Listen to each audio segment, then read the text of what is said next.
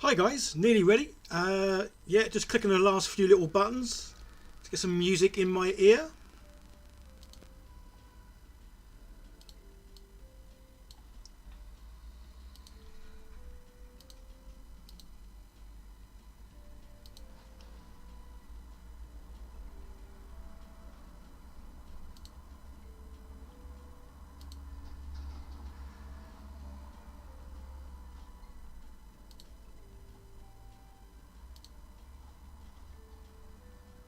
And we'll just turn off a few things here because at the moment I can hear myself, which is always really weird. So we'll click that button as well. And yeah, there we go. So hi guys, yeah, hope your weekend's going well. There's a few things I was going to do today. So obviously if I'm just sitting here painting and doing things, might as well have you guys here along for the journey. Have a bit of a chat and yeah, just sort of waffle on about what it is I'm doing. So the two things I'm looking at doing, obviously there's a few of my recent videos where I've been using the old dirty down stuff. Absolutely love this. The effects of this are just great. So they sent me 4 bottles. So there's 2 different sort of like rust ones. I've got the a yellowy rust and then like a browny rust. They both work really well.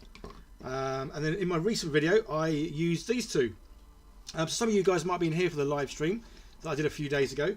Didn't finish obviously the miniature in the live stream, but then I wasn't too surprised because I do talk and waffle quite a bit. But yeah, really pleased with how this came out. So this dude I used, I used a bit of both these. I used a bit of the moss on the floor just to give it that sort of like aged and well mossy look. And then the 30 degree I used on all the well all the copper sort of bits. And yeah, both of them came out really well. So what I was going to do is just make a little video just showing each of these and how they look well when they're used. So that's why I'm just using these little barricades. Got 4 barricades, so obviously 1 per sort of pot. And yeah, just be a short little video just to sort of show how well these come out really.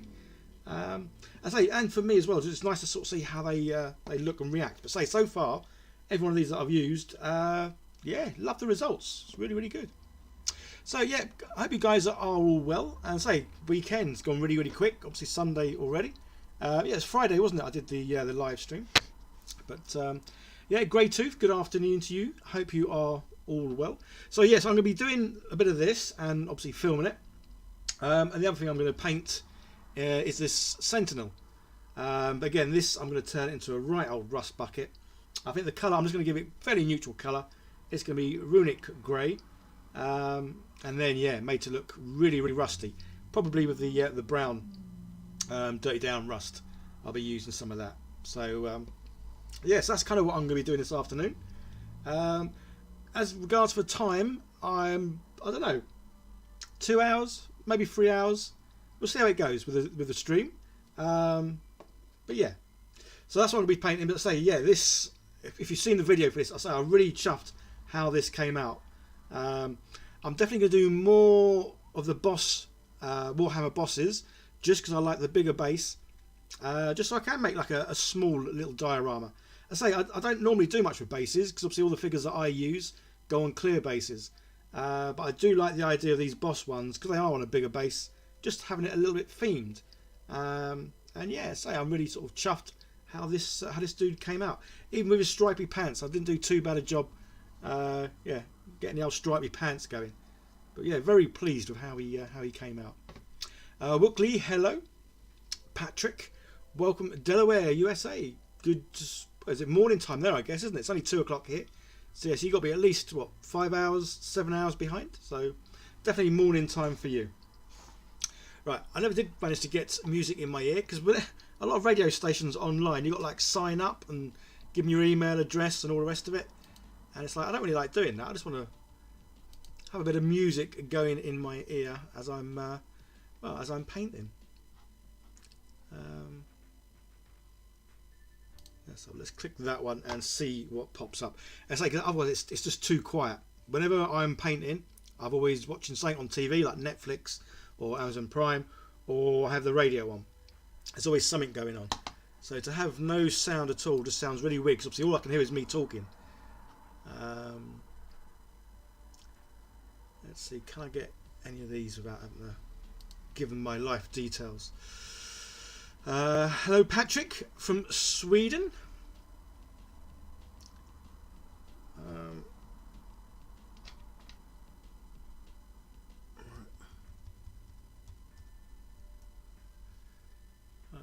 There's an advert on. Right, we'll leave the advert on. Yeah, so these, I'm going to paint these up. I'm going to keep these really simple in colours because I say it is more to see how the all the dirty down sort of rust effects all come out. So one of these is going to be in bronze, just so I can do the verdigris sort of patina sort of look on it, and the other three are just going to be silver, and yeah, just going to do the moss sort of rust and the other rust on those. So what I want to do first though, I primed these in black. Basically it's doing the old slap chop. Primed them in black. I've done the dry brushing with grey, literally done up just before I came on. So now I'm going to do dry brushing with white, because then I can dry brush these, put them to one side, let them dry, and we'll paint the other dude, and then we can come back to these. So this is why a lot of the time when I'm making videos, I am filming 3 or 4 at once. So I'll just turn the music down. So it's quite cool that I can obviously say work on one, put it to the side, let it dry, and then carry on working on another. Again, if you've seen many of my videos, you'll know that I do get quite excited about painting, and I love it. So yes, I am always painting, unless I'm sort of going out and about and doing other stuff. But yeah, whenever I'm kind of at home, I'm generally sitting here and painting. Like the other night, say, I did this on a live stream. I think it was about 5 hours of a live stream, because there was a lot of chatting and waffling. I was going to go to bed because it was, what was it, about about midnight, 11, 10 o'clock. I don't know, it was late in the evening, but I couldn't stop, so I carried on painting him till about 2 in the morning, just because I was really enjoying it. Would I say it was worth buying the speedpaint 2.0? From my point of view, yeah, without a doubt, because it's kind of what I use most of the time. And just have that big variety of paints is just awesome, because there's so many different colours. As I say, I've got the green, but I have got a mixture of the old speed paints and speed paints 2.0. But yeah, I've got about 18 different greens. And if you're someone who loves orcs, that is it's rather nice having so many different greens that I can mess about with. Right, so say I am filming obviously clips of this, because this will be a video. So this video is only going to be a short little video, just to really sort of highlight just how well the dirty down rust effects are and how easy they are to use. Say for me with painting, obviously I love painting, but anything that makes painting quicker and easier is a winner in my eyes, and definitely something worth trying out. So I say I'll be using my camera, my phone even, to film bits, and using the good old textured dry brush palette. Absolutely love this.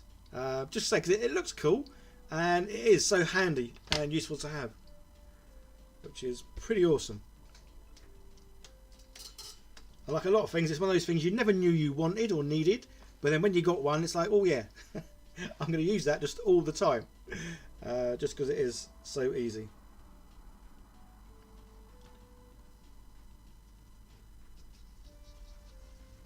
So usual thing, load the brush up with some white, and then kind of get a lot of it off, really.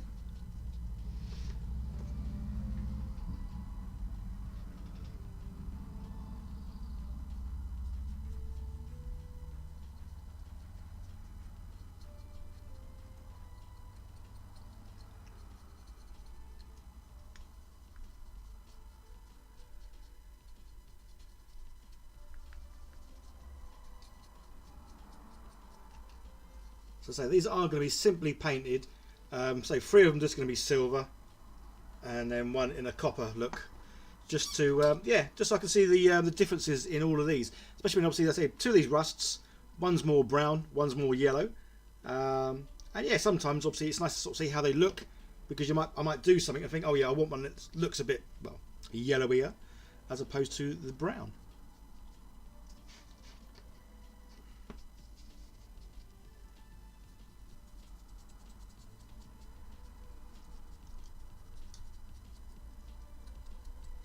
So I hope you guys are all well, having a good weekend. Say obviously I'm in the UK, and it's It's 2 o'clock in the afternoon.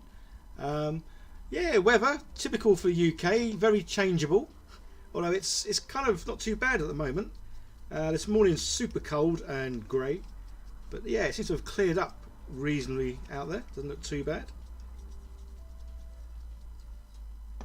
Right, I'm using a different white. I'm using one of the, so whenever I do the dry brushing, I do generally use the cheaper paints.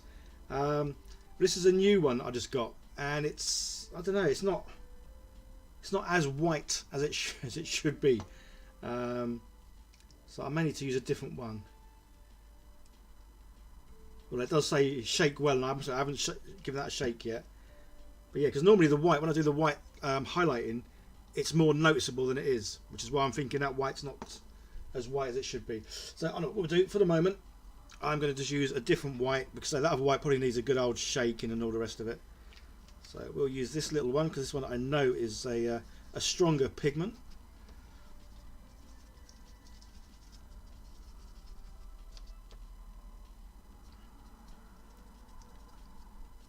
Yeah, it's definitely a stronger white, this one.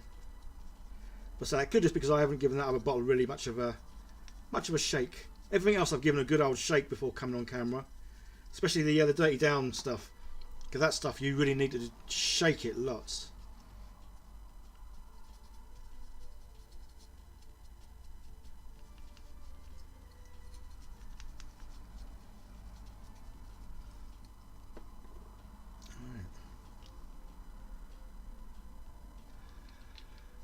Patrick, have I considered making some small 10x10 terrain tiles?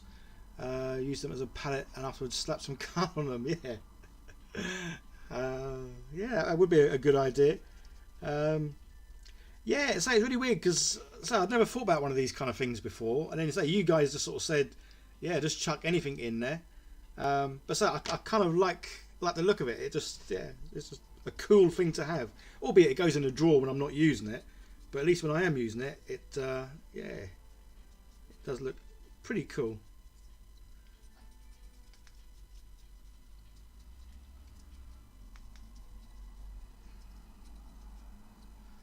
Yeah, this white is definitely a stronger white than that other one. So let's go over that bit again. Right, I think what we'll do is we'll put a bit more on, and then we'll do another bit of filming close up, because the other filming didn't really sort of show this white being that good. Oh, pardon me.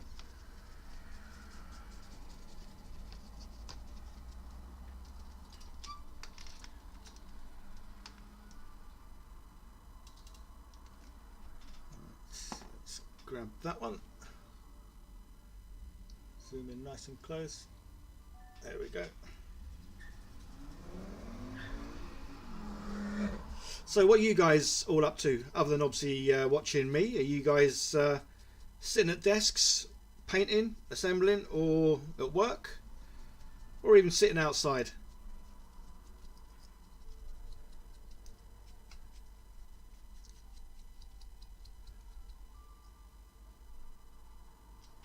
That's cool. What I'm making curiously is basically I'm doing a little video just to show off how these paints look. These are the dirty down sort of rust effects. There's 2 rust effects. So there's like a yellowy rust one, a nice good old brown rust. Then there's a verdigris sort of patina look on copper. I used that a couple of days ago on the leg of this dude, and yeah, loved how it came out. And I've also got a moss one, which again I used on the this miniature. I used it on parts of the wooden floor. So all I'm doing is making a short little video just to sort of show how these all look on, well, the same terrain piece. So that's why I'm just doing the usual thing when I do these: prime in black, dry brush grey, dry brush white, and then I'm going to put some speed paint on.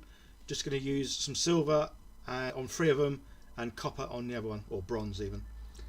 So yes, it's going to be a short little video, this one, but it's just going to be a nice sort of comparison of just how well these work. So I only got these about a week ago, so I've only used them a little bit, but I love how easy they are, how easy and how good the results are. Matt, any tips for slap chopping Space Marines? Yeah, the problem I have with Space Marines, there's not a lot of colour. So it's, yeah.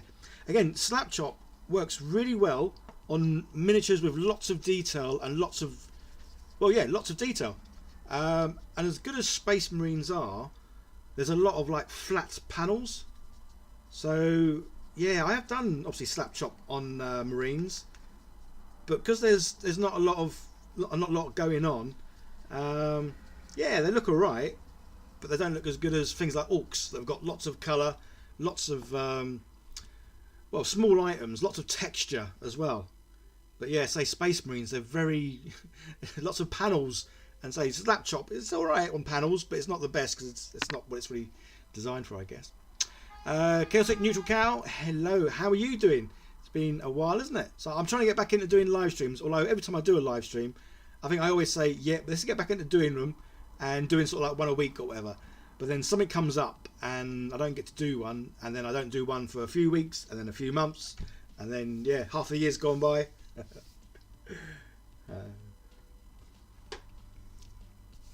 G Wiz's Workshop, hello, hello. Curiosity is just chilling and painting some lizardmen. Awesome. Right, yeah, so as these have just obviously been dry brushed, it's not going to take long for them to dry. But yeah, this is where I like to work on several projects at once, so I can put them to one side and we can crack on with this dude, the Sentinel. Again, it's going to be fairly simply painted. So obviously at the moment he's just been slap chopped, primed in black, dry brush grey and white. And now again I'm going to keep him quite simple because I want to make him look like a rust bucket. So with him, I'm literally going to be painting him runic grey.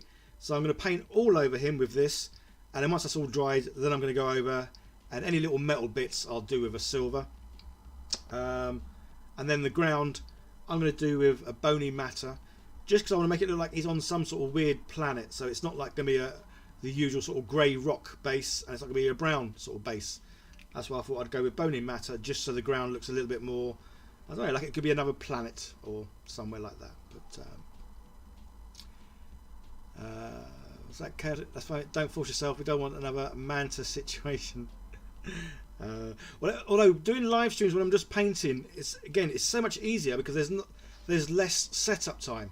When I used to do live streaming and I was building something or making something, there was a lot of preparation that would go into me thinking about, oh yeah, I'm going to need this stuff or this stuff and this stuff. Because the last thing I want to do is start building something and then find I haven't got something to then build the next bit. So yeah, so in my mind, whenever I did the live streams, I was always planning out the whole live stream, making sure I had enough stuff to keep me going. And again, so it's a lot of preparation. Plus on my desk, obviously not the bit you can see, the desk you can see was always nice and clear. But literally just out of the camera view, there'll be like tons of stuff. It'll be piled up. I like a clean desk, basically. So having all this stuff on my desk, I didn't used to like it. But yeah, painting, it's great because obviously all I need is a miniature. All my paints are all around me anyway, so that makes things nice and easy. Or run out of sprues, yeah. So that was the other thing. Making things with sprues was always another hard one because I'd have to be thinking sort of days in advance of making the sprues into the sprue goo, or then waiting for the sprue goo to go back to being normal hard sort of plastic. So yeah, so making things out of sprues was again very difficult, very time consuming. And yeah, obviously well, as everyone knows now, I'm well and truly into painting miniatures because I just love it. Well, one thing I was going to do though before I paint this dude, I was going to dry brush with silver. Because obviously the good thing with the speed paints is if you speed paint over like metallic sort of dry brushing, it gives the speed paint that little bit of sort of metal look, which is pretty cool. So yes, so I'm going to dry brush this dude with some silver, and we'll go with that one there. So again, that's why painting is so much easier because all the paints, well, I have got a few cases of other paints, the older ones, but it's like in front of me I've got the Army Painter speed paints. I've got contrast paints by Citadel here. I've got normal Citadel paints over there. I've got the D&D sort of normal paints over there, and there's even some more paints up over there. So there's paints galore. I love it. But yeah, so we're going to dry brush him in silver, just say to give him that metal look. But chances are I'm going to dry brush him silver now, then paint him, then do the rust effect, and then probably dry brush silver again after. Alright, so let's film me doing the silver. Again, I love this textured dry brush palette. Such a good idea by all you guys that left messages on my one of my videos, because it really does make a nice difference.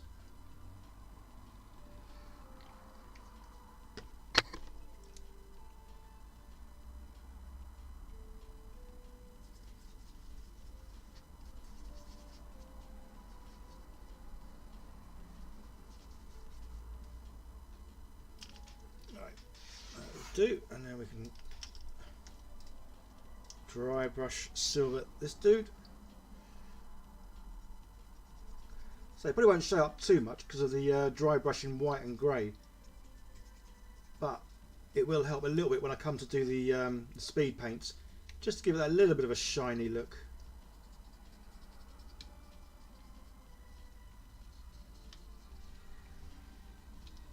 So the problem about putting the camera where it is means I can't really see what I'm doing.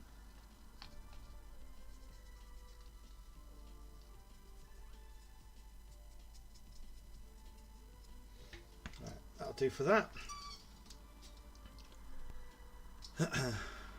So 3D print, good morning, good afternoon and a good evening. Morning time for you, is it? Oh, nice. Is it lovely and sunny in California? Well, I say today it's not particularly sunny, but it's bright outside, which is nice. So it makes a nice change that it's not like dark clouds. It's yeah, it's not too bad outside.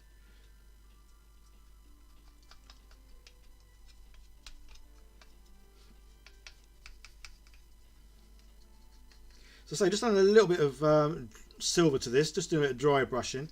I say it's probably difficult to see on the camera any difference because of the dry brushing with grey and white, but when I come to do the speed paint over the top, you should notice there'll be like a bit more of a shine to the speed paint.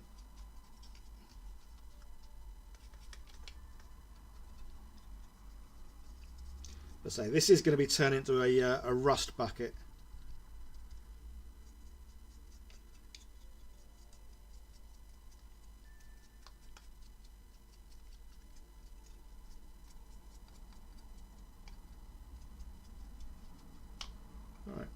That will do for him. So I'm going to leave him a little bit, and so what we'll do now is we'll probably go back to the other bits that I'm doing today.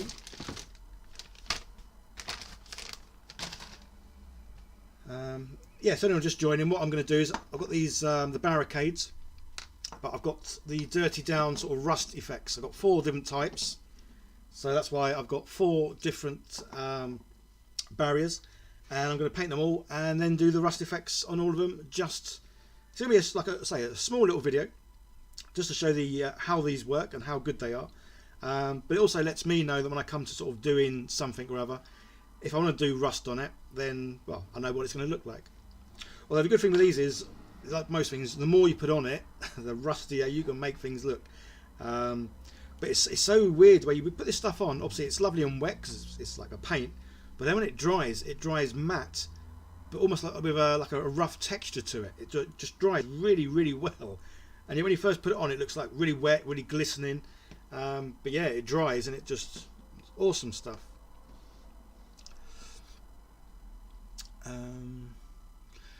Are the Citadel contrast ones good? Yeah, I don't really use them that often. Mainly because obviously I've got so many speed paints. But I've got a few. I think, but then, like every paints, some of them work really, really well, and some are a bit more like a bit wishy-washy. And the same with the army painter paints. I think I've only found 2 so far that I wasn't that fussed on, but in general they all seem to be good. But yeah, I don't really use the army paint, the Citadel ones that much, to be honest. The only one I used to use quite a bit was Plaguebearer's Flesh, as this is my favourite all-time green for orcs. Their lovely green skin. Yeah, contrast Plaguebearer's Flesh is my preferred go-to for orcs. Absolutely love it. Have I ever thought about repainting the old Sprue builds? Plenty of texture there. I don't really have. I had a bit of a big clear out when I moved flats about 6-7 months ago. I've got a few of the builds I made, but a lot of the smaller things that I made, I threw away. But I've still got some of the bigger ones. I've still got. Yeah. So 3D print. Glad you're saying a rush. You're going to need it later. You're finishing some Grotz vehicles. But I say honestly, this stuff. Again, I love things that are simple and easy and work really well. And this is definitely one of those. I'd watched a few other people use it, and I was a bit hesitant just how well it would work. I can't remember what I used it for on first. The first one I did was it some? Oh, it might be some panels on my my kill team board. But whatever it was I used this on, yeah, I was blown away with how rusty it made something. But say even like you could feel the item, and it just felt like it was rusty. Yeah, it's just amazing. So yeah, you can use all 4 on these, and it'll be a good way of showing how well it looks. So yes, I'm kind of doing 2 things at once today, just because obviously when one's drying, I can crack on and do a bit more on the other one. Yeah, so say simply these are going to be painted very simply. 3 of them are going to be in speed paints, the broad silver, and the other one is going to be in the bronze. Yeah, because how they look sort of painted isn't the issue we're going for. It is obviously how well the rusty effects go. Right.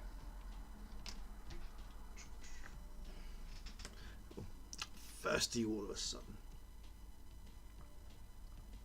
Hi Susan, I hope you're well.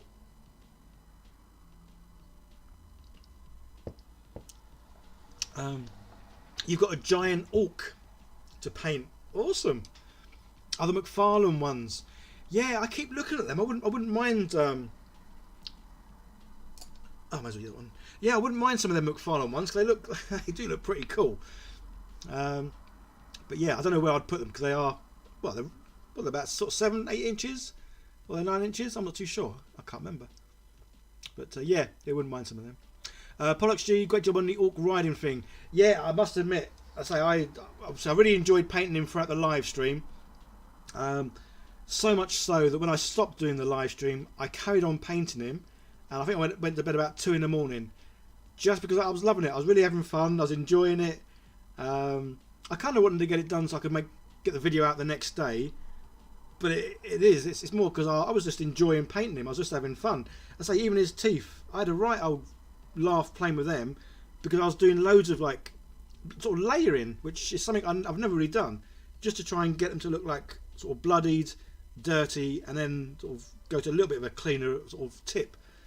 Yeah, so normally with teeth, I would normally just paint them in like a bone colour and then chuck a wash on, and that would be it. Whereas, yeah, these teeth, I probably spent longer on these teeth than I spent on all the teeth sort of ever, just because I was enjoying it and having fun, and well, really pleased with how how his teeth came out, as bad as they look. But yeah, no, I must admit, I did really enjoy that one, so much so. Right, so a lot of these paints I have already given a good old shake prior to coming on, just because, well, some of them do need quite a lot of vigorous shaking, and because when I shake things on camera, it looks a little bit iffy. But yes, right. So I need my little pliers and that.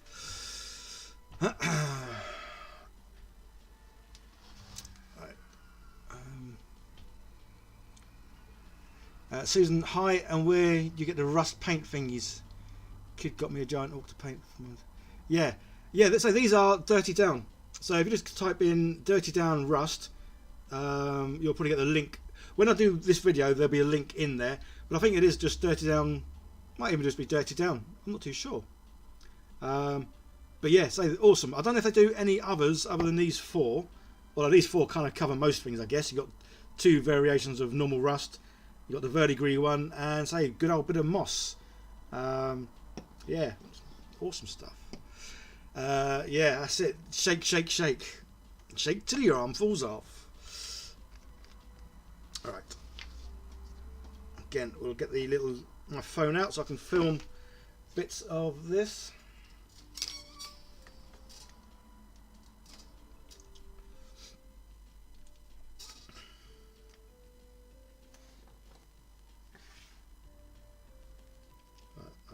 Okay.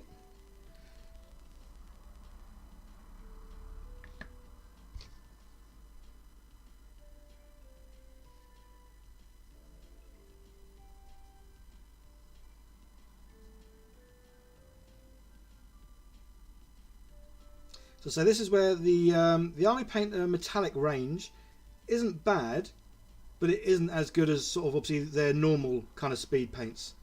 I say with the metallic ones that I've got, so I've only got the 3, because I know they've got there's 10, isn't there, in one of the bigger box sets. So I've got the 3 paints. Again, they go on really nice. Coverage is really good. Plenty of pigment in them, so they do cover really well. But the only thing I find with them is, with normal speed paints, you get obviously in the nooks and crannies, it's really dark. On flat areas, it's like the mid-range colour, and then on highlights, it's like obviously a lighter colour with most of the speed paints. With the metallic ones, there's only seems to be like 2 variations in the colour, where it's like darker in the recesses, and then on the flat areas and raised areas, it's like another sort of colour. So again, so as I say, they're not too bad. They're just not as good as the coloured speed paints. Just show that I'm then painting the next one. Right, that's enough for that. Get that out of the way. Pollux G, the shop you buy from only has normal rust from Dirty Down. Oh, okay. Yeah. Yeah, say I tried to say the verdigris and the moss one on that other little miniature. I'm really pleased with how they came out as well. And say it's the fact that it does it so quick as well. You put the paint on, so it looks really wet and goes on really easy. And yeah, it doesn't take long for it to sort of start to change, and then yeah, do its magic. The only well, not downside with that, I mean, I know with all paints they all say give them a good old shake. With the Dirty Down ones, yeah, you really need to give them a good shake, and literally go nuts on them. Plus, I've got like a little stirring stick that I always use as well. They do have balls in them, but if you don't use them for like a day or two, all the gloop really does go down the bottom, which is why you really need to give them a good old shake. But say generally you want to give them a stir of a stick first, then give them a good old shake, and then what I normally do is before I use them, I hold them in my hand or my pocket to warm them up. Yeah, it's not like you're getting them like hot, but just a good warm. As they go on better, it works better, it works quicker, I think. Yeah, so they need to be well shaken and a bit warm, good old room temperature. So yeah, I normally hold it in my hand for a little bit before I start to use one of them.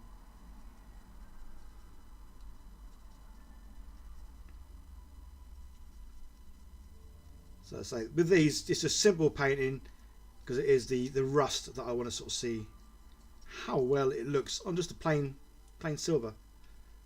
So once I do the rust on these, I probably will do some sort of like highlighting on these. Well, not highlighting, dry brushing, just to sort of hit the edges with the silver, just to make it look again more sort of natural and better looking. Dolfo, top of the morning to you too, buddy. IP just ordered some on Amazon. Oh, is this what the Dirty Down rust or the speed paints are we talking there? Because I think I may have missed something. But there you go. So 3 of them obviously silver, and the other one's going to be in that sort of bronze look, just so I can use the old the verdigris. Good old patina look. Oh, knocking the microphone over.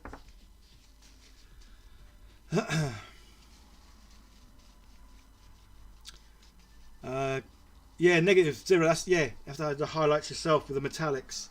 What it is, I say, in the recesses, it goes to dark silver. Every other area, it's just like a normal silver. Well, I think out of the ones I've got, I think I prefer the bronze. Seems to give the best effect. I've got the silver and gold and bronze, and out of all 3 of them, this one does seem to work the best. But say, I know there are 10 metallic paints in their range. I've not got the other ones yet. Hopefully I might have to cheekily ask Army Paint if they don't mind sending me them so I can give them a go. yeah, just to see what the other sort of 7 are like, if they're the same or if they're better, or yeah, it's always good to see how they work.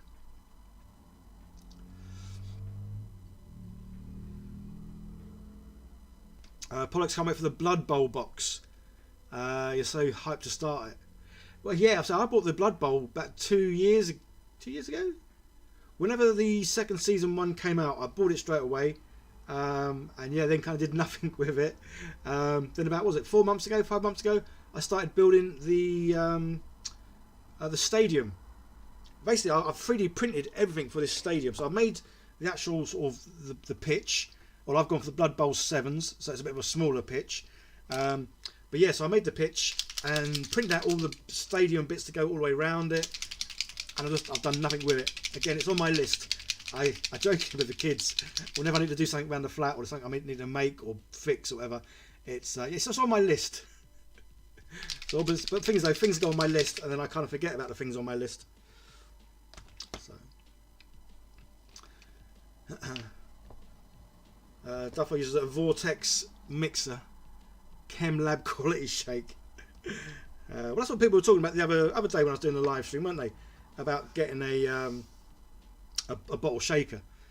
And again, it's one of those things, as much as I would like one, it's the money, obviously, initially, but then where to keep it. Say, I don't have a studio. I sit at my desk in my living room. So yeah, so sometimes space is a bit of an issue, or can be an issue. Right, let's film from up above. Nice to vary it every now and then. Right, we'll have those nearer. We'll have that about there. And then we'll start filming. And again, we'll pull out the shot. Show it to my camera. And then start painting.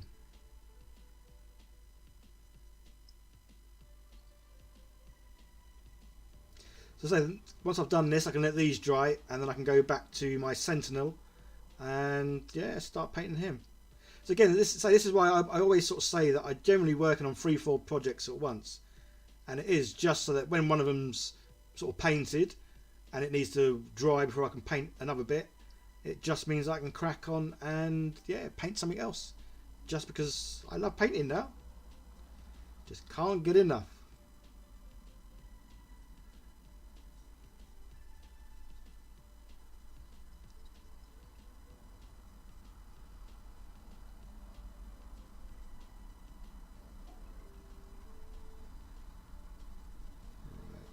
Do that little bit there, and then we can stop that because it's kind of in my way quite a lot.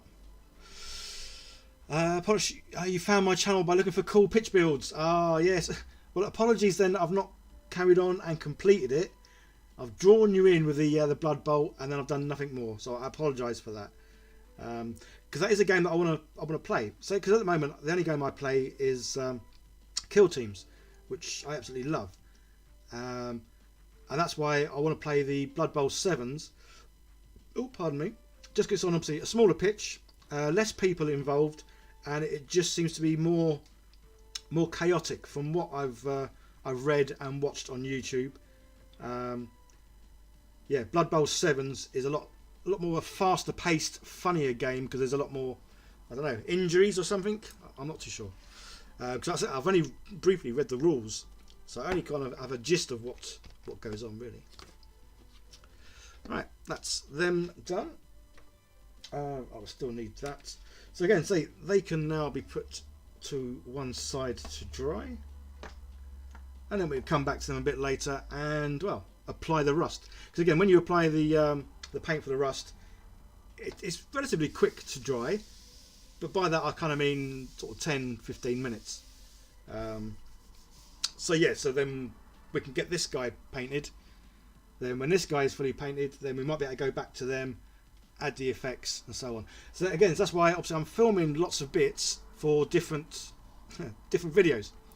So when I plug my phone into my computer, I have to make sure to get all the right files or video clips from one video into a folder, just so when I do come to edit it. So a lot of the things that I'm sort of building, or a lot of the videos you see that I've done, I may have started them a few weeks ago. because I've been doing, say, several sort of videos at the same time. But then when one thing is complete, then obviously then I edit it, get the video out, and then kind of start. Say again, I always have 3 or 4 projects on the go. So when one's finished, I then get another one. So I'm always busy, which I love being.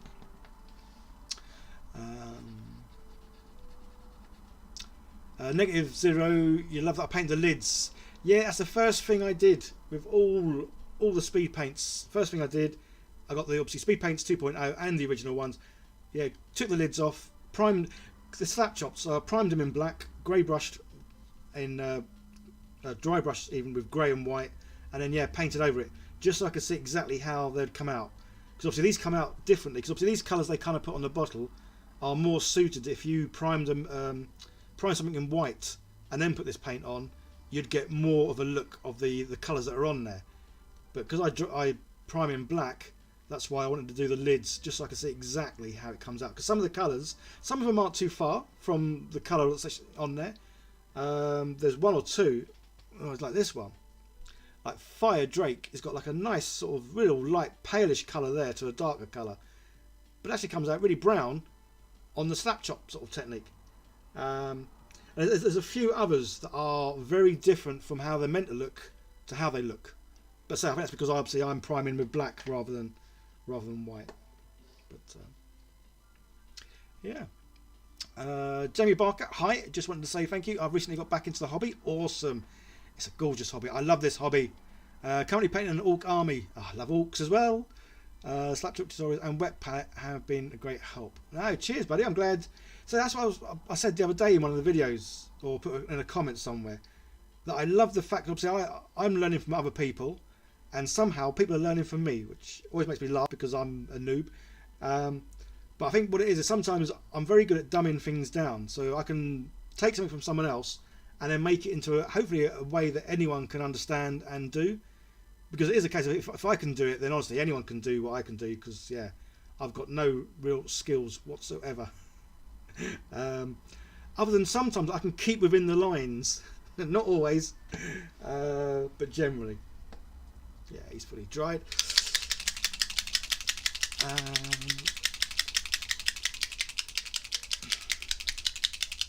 So 3D print is going to build the dry palette today.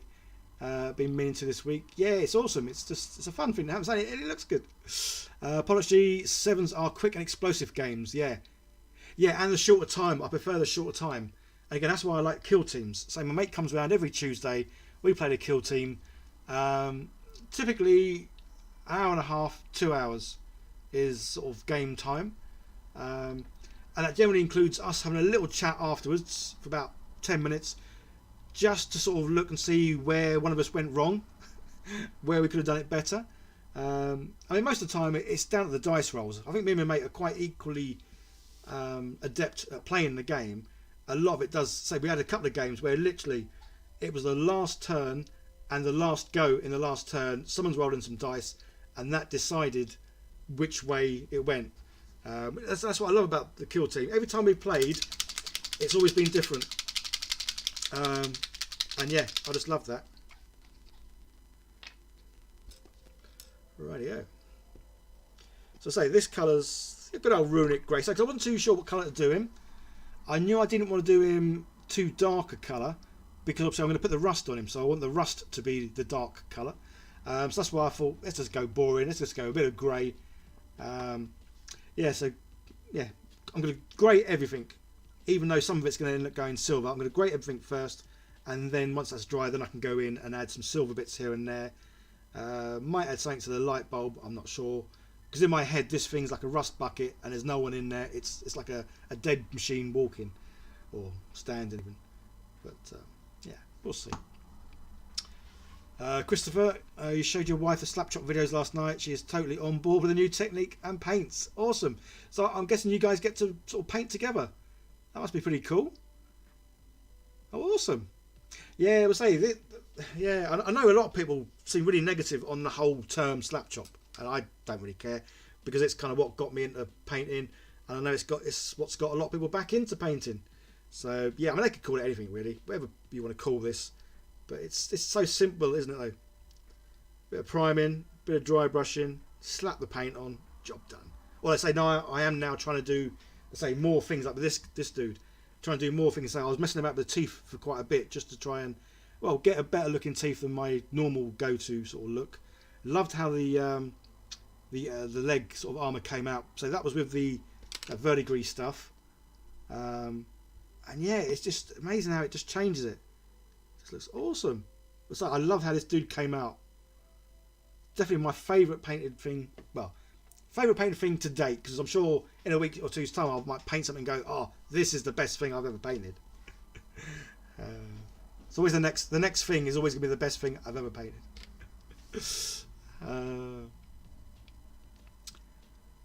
I should make the mini displays on STL so we can print at home. Oh yeah. Well, I have recently been sent a 3D scanner, and I can't wait to have a go at using that. It's one of these, like, it's a handheld one. It's quite a big size handheld one, but it's one that you could scan anything in. I think in one of the adverts they scan a car, so you obviously scan it in parts and then put it all together. But yeah, the first thing I want to have a go at scanning when I get the scanner out of the box and start using it, I'm going to scan my head, because I want to 3D print my head out and put it on a Space Marine's body. So it'll be a little mini me Space Marine. But the other thing I'm going to do, I've still got the box here. Oh, I haven't got the box here. But what I'm going to do is, because I'm only 5'7", and I think Space Marines are what, sort of 7 foot or whatever. They're a lot taller than I am. So I'm going to make, say, my own Space Marine with my head, but I'm going to use the body of Votan and do a bit of kit building. So it'll be a Votan sort of body, but he'll look like a Space Marine, but with my head. And yeah, I can't wait to have a go at doing that, because again, it's one of these silly things. Just the thought of it makes me laugh. That I'm going to make myself into a Space Marine, but not just any old Space Marine, a short one.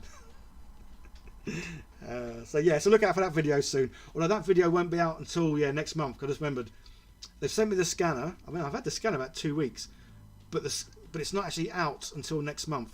So I think it's June the 1st. I'm going to be making the video to release on June the 1st. So yeah, June the 1st. Check in. You'll see a video, hopefully, with my head on a Space Marine, on a Votan body. Just for the fun factor. Negative Zero, I didn't film the teeth. No. The reason being, I was having that much fun that I didn't think about filming. So that shows that I yeah, when I say I love painting, it's no exaggeration whatsoever. I absolutely love it. Yeah, so a lot of him I was painting, and I completely forgot about filming any of it. So I spent about 15-20 minutes messing about with his teeth, which is longer than sometimes I paint on a whole model, let alone just on teeth. But it's because I was really enjoying it and I was having fun with it, and it was just, yeah, I really kind of got carried away in the moment. So yeah, so sometimes, apologies, there's bits I might not film just because I'm loving what I'm doing. And I say with the filming, it does slow the process down of painting something, because obviously every now and then I've got to think about moving the camera or moving this or moving that. And to say the fact that quite often the camera will be literally right in front of my face, and I'm like having to peer over the top. And so that's why I kind of got carried away with him, and just, yeah, I was just loving it. Jamie has a question about the metallics.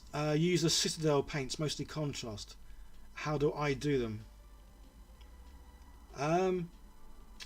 Well, originally any sort of metallic paint, I would just use metallic paint and then a wash over the top.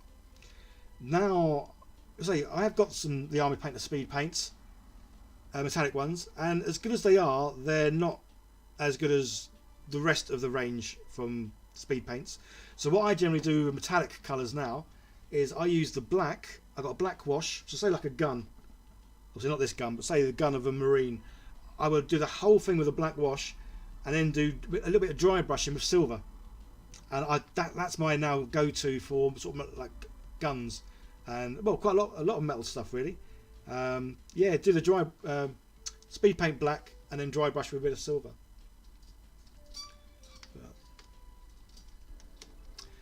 Crystal, you met your wife playing tabletop RPGs. Oh, awesome. So you've definitely got a good sort of bond connection there then. And you've played many a miniature. Necrons and Orcs. Oh, that's cool. Yeah. Special K. Thought I'd have put my head on an orc. But would it look any different though? If I did change a head orc for my orc.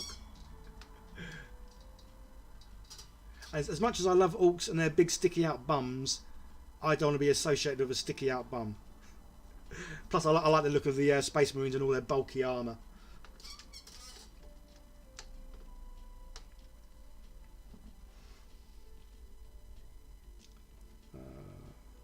Yeah, that's good. Add orc teeth to it too. Or Christmas, do an orc as well. Yeah, maybe I might do an orc as well. I'm not sure. Susan, that'd be awesome to see. As cool marine, more a dwarf squat. Yeah, or an overlarge inquisitor lady. Yeah, so the teeth, Susan. I'm really chuffed with how they came out. Again, I was having fun. I think that's the main thing. If you're having fun with something, you don't mind, one, obviously putting in more time, and two, you're not so worried. Because I always used to be worried with painting. If I made a mistake, it's like that was the end of it. It was like, oh, it's ruined now. Whereas now, like good old Bob Ross, there are no mistakes. There's just happy little accidents happen along the way. And that's how I see painting now. And I mean, that's why I really enjoy it. Because, yeah, you can't do it wrong. You just rather go with it or you paint over it. So, simple as that, really. Standard tabletop. Do I only do GW stuff or stuff outside? Used to do a lot of D&D stuff, Dungeons and Dragons, because I got back into playing that about a year or so ago. But yeah, no, if it comes to miniatures, I'll paint. Yeah, I'll paint any kind of miniatures. I do want to start doing more sort of dioramas. But again, that's why, say, talking about this dude, I am going to get more. Well, I've ordered a few more already, but I want to get more bosses of different factions. Just obviously they're on bigger bases, just so I can do like a little, say, it's not really a diorama, it's just obviously doing the base. But I enjoy thinking about what to do for the base. But I do want to make some dioramas as well. Right, let's slap a bit of paint on this dude, because obviously we'll have to put this on and then let it dry.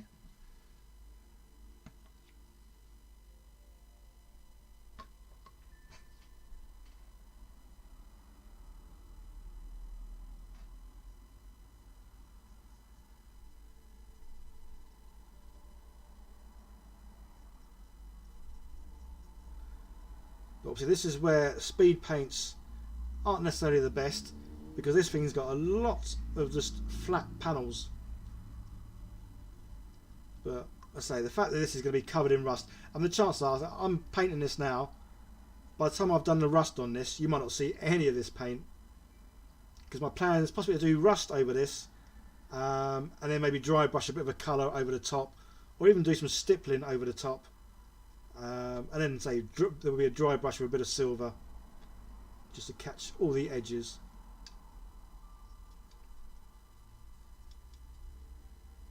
But we will have a go at, say, painting it in this colour first, even though you might not see any of this afterwards.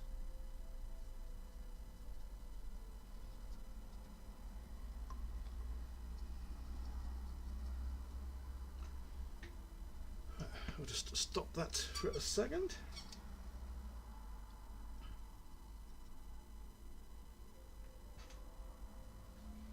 Jamie Barker, your dry brush of silver. Yeah, so especially for the guns, yeah, doing them with black first and then a little bit of silver dry brush just seems to work really well on guns. Again, it's just trying new things, really. Try new things, see how they look. If you like them, great. If you don't, well, at least you're giving it a go. Or sometimes I find when I try things, I might not like it for whatever I just did it for, but I like it for something else, and then I use that sort of technique or style to paint something different.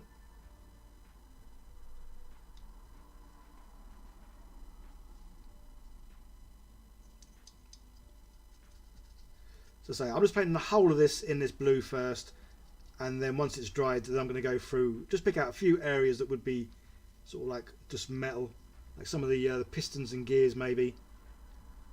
But in general, this is going to be quite a single sort of colour look to it.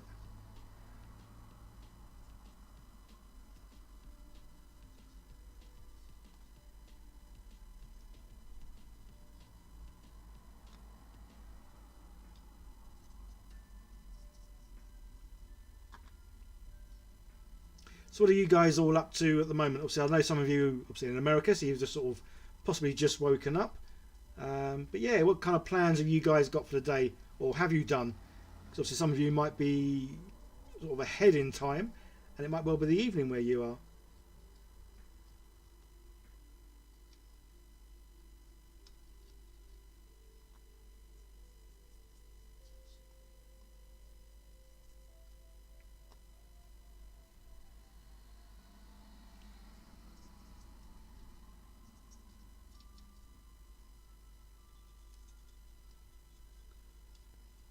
Yeah, say this is nearly done. So once this dries, or once I've done this, I can let this dry, and then I can get back on to doing the rust on those barricades.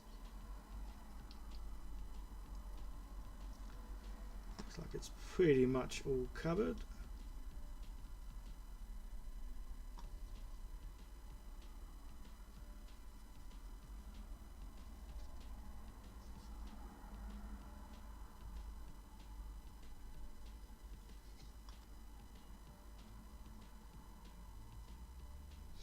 Cool. Yeah, I think that's enough on him. So he's going to be turning into a rust bucket in a minute, so you may or may not see any of that paint that I just put on, but it's always worth putting on just in case you can see a little bit of it. Katie, you got to go. Oh, have fun, whatever you're doing. Have a great day. Susan, that's the right attitude. Yeah, well, like I say, I think that was my problem when I first started this channel and doing any kind of painting. You kind of want everything to be like just be perfect and spot on, and more so when you watch other painters and you see what they do and you think, oh yeah, that's what I want to do, but they've been doing it for like years, and obviously I only just started a few years ago. So yes, I think I kind of put myself under too much pressure to get something too perfect and too right, and possibly to look too much like someone else's painting. And yeah, I think once you get past that and you look at other people's painting to get ideas, as opposed to comparing what you do to theirs, because that's obviously the worst thing you can do is compare your work to someone else's, because obviously we all paint a bit differently, we all think differently, and some of us will be better at doing something than others. So yeah, it's finding your happy medium and what you enjoy, what you like, and yeah, going with that and say that I think that's where I am. I'm really happy with again, I'm going to keep bringing him out because I'm just really chuffed with how he came out. And again, I had so much fun painting this guy, and so that for me is just great. So much fun painting it. I was going to try and zoom in, but I can't think. Where's the button? Let's try that one.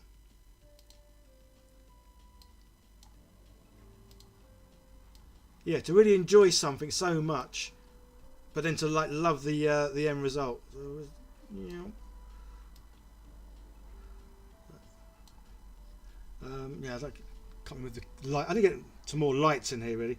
But yeah, so I'm just so chuffed with how he came out, because I think when you guys left, the one other thing I'd change of his skin, I think I said it if you see the video, you'll see me say or hear me say it in the video, that his skin was done with a much lighter colour. I think it was the Battleship Grey, and as much as it looked really, really nice, it almost looked too sort of wishy-washy. There wasn't really much going on in any of the little crevices, so that's why I went over the whole thing. But I went over it with a blue wash, and so I did the blue wash over the really lighter grey and the darker grey on top, and just love how it obviously tied it all in. And it does add a bit more sort of like depth and darkness in the crevices and the recesses. So yeah, so even like still use washes over speed paints. I mean, that's the other fun thing with this, rather than doing something and then thinking, yeah, it's alright, I'll leave it at that. I do now want to sort of improve it and make it as best as I can. And yeah, I just love it. And so using this sort of, well, it looks like corals, but obviously I bought this stuff. Because again, if you watch the video, you'll hear me say it. I bought this stuff about 2 years ago. I think I was going to make like bushes and trees and bits and pieces like foliage. Never used the stuff, and then I only thought about it a few days ago. I thought, oh yeah, I might have to use that. And it just sort of adds colour to the little diorama, which I love. And yeah, just obviously gives that little effect of there being some coral bits. But yeah, so I love how he came out.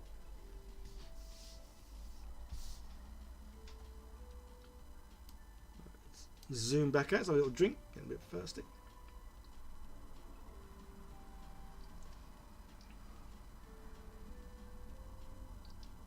Ah, cool. So you're saying what you're currently doing. So 3D print lots, drinking morning coffee, watching over some 3D prints of Mandalorian armor. Ah, cool. And you're going to paint after the morning walk. Awesome. Cool. Carl Black has just finished editing the video. And now building some Plague Marines. Yeah, I need to get some Plague Marines. Do a bit of the old Nurgle Wotsits. Disson Snog Goot, love the name. You're building an all claws Death Dread. Cool. MP Model Plastic is working on the is that Noratlas? A French cargo plane from 172nd. Oh, okay, cool. That's one thing I've never really done is like the old sort of planes. I did one tank about 7 months ago. First time I'd ever built like an Airfix sort of set. Just because I really fancied having a go at doing something different. That was fun. Enjoyed doing that. Christopher's got to go and host an RPG soon. Oh, awesome. Playing Basic Fantasy. Modern game set up like old D&D red box. Ah, see, I had the old box. So I played D&D 82. I want to say 82. 82, 83. Whenever that one came out, I played it straight away. I remember buying the red box set from Woolworths in Hounslow. Many moons ago, because obviously there are no more Woolworths. Yeah, £8 I think it was. £8 for the box thing. I saved my pocket money up because I would have been about 13, 14. Yeah, 13, 14 I think I was when I played D&D. But yeah. Patrick, what makes a professional painter is professionals turn a mistake into an asset. Yeah, if you can get money for doing stuff, it's awesome. Susan, it's 10 AM here, so just finished breakfast an hour ago. Looked on Amazon. Combo pack of 3 Dirty Downs is $75. Oh wow! But it looks okay. Is it worth that? Again, this is where I'm very fortunate, and I'll always say it. I get sent stuff for free. Yeah. So again, I'm this channel really has it's been great. I didn't expect the channel to do what it's done, and yeah, I say now a lot of companies do send me stuff for free for me to try out. Sometimes they contact me, and sometimes I contact them. I was very cheeky, and I messaged the guy who owns this or works there. I'm not too sure. Yeah, so I messaged them, sort of saying any chance I could have like a bottle or so, just to try out and do a video with, and blah blah blah. And they're like, yeah, great, we'll send you some. It's like, oh, thank you very much. Yeah, 'cause I'm a strong believer, and if you don't ask, you don't get. So it's always worth asking, obviously in a polite, nice way. But yeah, if you don't ask, you don't get. So yeah, I always kind of ask, and quite often they say yes, which is really, really nice. So yeah, I mean, it's hard to say, is it worth it? I mean, the results from this is fantastic. So I think it's more of a case of if you can afford it, then yeah, get it, because the end results are just, yeah. Well, you'll see. So that's why I'm going to do these 4 panels. They're nice and dry. So let's start with the good old first one. I say these, before I came on camera, these really do need shaking. I know we say that with all the paints they need shaking. These do need shaking. As much so that I use like a little stick, because these get very thick, gloopy at the bottom. When you first get these, if there's a ball in there, you give it a shake, the ball probably won't even move, because the bottom will just be that thick of like mud. So you've got to give it a good old stir, then give it a good old mix, and then say, luckily it's not too bad. It's quite warm today. But yeah, I normally hold them for a bit. So all these I've got a bit of a hold of. Again, so it's quite warm in here, so it's not too bad. But yeah, these work better. I don't know if it says it on these that they need to be held or not. But again, I went online. Well, like what you're doing now, I watched YouTube, people using these, and the one main thing they all sort of said, other than giving it a good old shake, was holding it to keep it warm, or put it in your pocket. Just, it doesn't have to be like, say, hot. It just doesn't, you don't want it to be cold. is the main thing. So as long as it's like lukewarm, room temperature, then it kind of like works out really well. But yeah. So, yeah, so we use this. So I'm going to use all four. So say I've got the verdigris, there's a yellow rust, brown rust, and some good old moss. So we can use all of these, and say it'll just be a small, simple little video. Might be out tomorrow. If not tomorrow, then the day after. And all it is just so we can see just how well these work on, obviously, just using like little barricades. Yeah, just to see how it goes.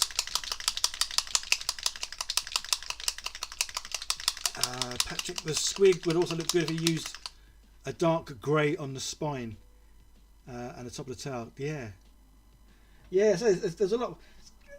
It's like I did look at a lot of painted squigs, and so the two that I like the most of, one where it looked like it was a shark. Although I wish I'd done a bit of green stuff on his nose, just to make his nose that bit pointier. Yes, I wish I'd done that little bit more to this, because like I love the whole overall sort of pirate theme. I just think making this look even more like a shark, say with a bit of a nose, and maybe even make one of the tail, one of the fins, bigger. But again, yeah, for next time maybe, because I do like doing kit bashing. Kit bashing is a lot of fun. Cossese is waiting for 40 Elder Guardians. Oh wow. Not sure what I will paint them yet. Is that going to be a bit of the good old batch sort of painting? Try and get them all done in one go, or break it down to sort of blocks of 10 or something.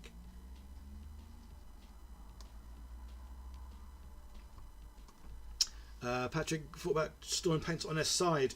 Well, I must admit, I did go for a stage of thinking about having all my bottles just sort of like upside down. But then I thought, no. I didn't like the look of it. So, yeah. I'll just give them a shake.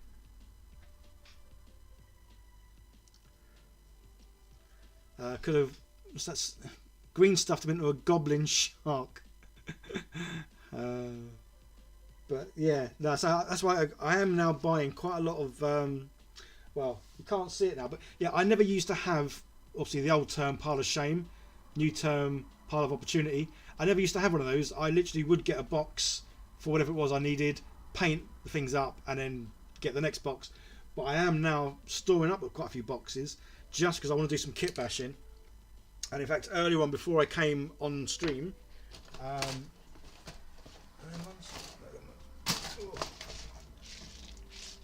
just to make sense, I want to do a lot of kit bashing. So just to make things easier, I bought quite a lot of these little boxes, just so I can go through. Because I say, when I made my the Warhammer 40k chess set, I had a lot of leftover bits, both Space Marines and Orcs. But I left them on the sprues, and obviously after a while you get a big pile of sprues, and when you're looking for something, it's a bit of a pain, obviously, going through all these sprues to find that one head or whatever it is you're looking for. So yes, earlier on today, because I bought these plastic things ages ago, but I am now sort of separating things out. So in this one I've got arms. So these are obviously all the what's like the right arms or left arm. This is one side. So you got the arms with no weapons, arms with a blade, arms with a gun, and then you've got the right side, guns, weapons, and nothing. And this one's got like different heads. So I've got normal sort of Space Marine heads, ones without any helmets. Chance of me using any of them is very slim because I don't like painting eyes. So I love painting, can't stand doing eyes, so that's why I like helmets. Or what I might do on these ones that haven't got a helmet is put a cloak or the hood over their face, so you can't really see their face to do the eyes. And them heads have got like antennas.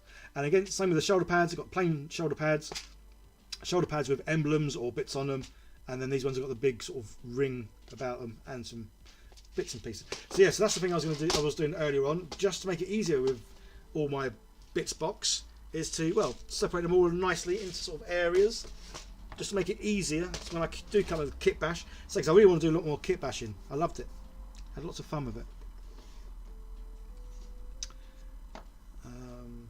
Steve, hello buddy, how are you?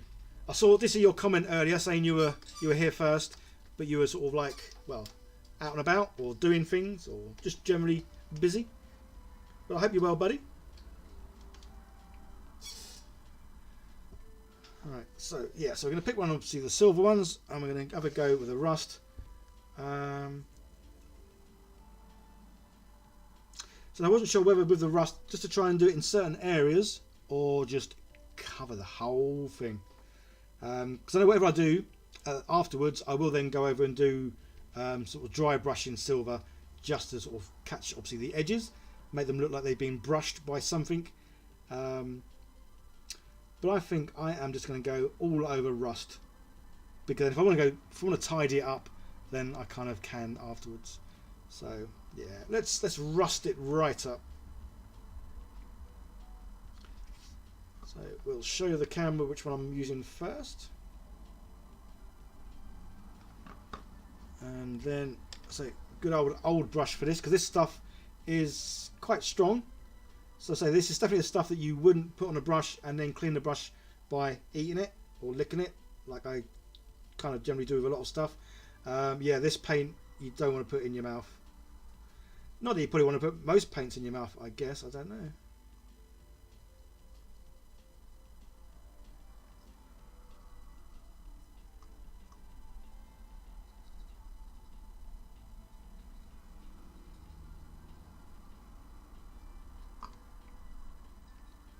So say by putting this all over, this really is obviously going to go crazily rusty, but that is fine.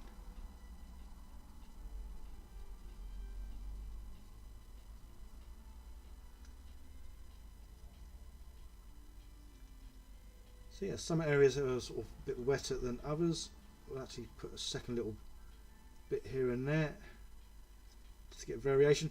And the other thing I've seen with this as well, what you can do, again, just to sort of vary the rust up, so one areas look super rusty and other areas not so much, and that's to get some water and almost like put it on like a toothbrush, and then like putting your finger back so it sort of chucks little bits here and there, so where the water hits it, it's sort of, I think it makes it less rusty, or it makes a different sort of colour in the rust just by adding that little bit of water to the mix.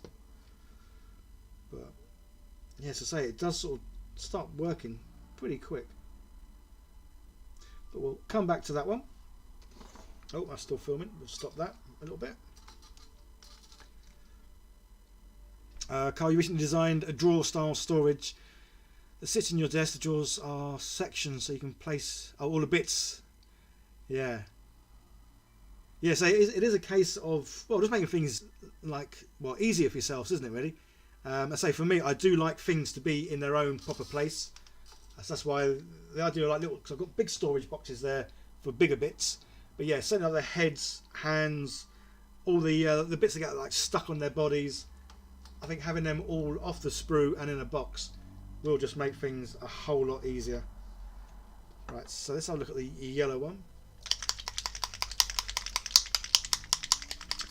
Carl back, thought about dabbing the rust on the sponge.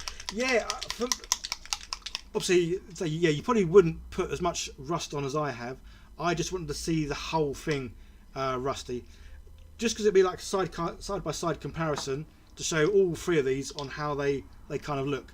But yeah, I mean, if you were doing, I mean, saying that, when I come to put rust on this dude, I'm going to put a lot of rust on this dude because I want it to look like it's not been used in hundreds of years. But like most things, it all depends on what it is you want to get out of it. If you want something to look like it's just a complete rust bucket that's going to fall to bits any minute, then you slather it with loads. If you want it to look like it's only just a little bit rusty, then yeah, you're a bit more delicate on where you put it. In regards to using a sponge, generally with the sponge, what I would do with that is I would do the rust effect first, and then with the sponge, if I was going to like put some paint over the top, I would use the sponge to dab the paint on, because that's what I've done before, and that gets a good result. But yeah, I guess obviously you can just sponge the rust on. It's like a lot of things. Everyone's going to do things their own little sort of different way. We'll have our own little different quirks and preferred methods of stuff. Right, let's keep this in my hand. Say this stuff does work better when it's a little bit warmer. Say only like room temperature, so it doesn't take much.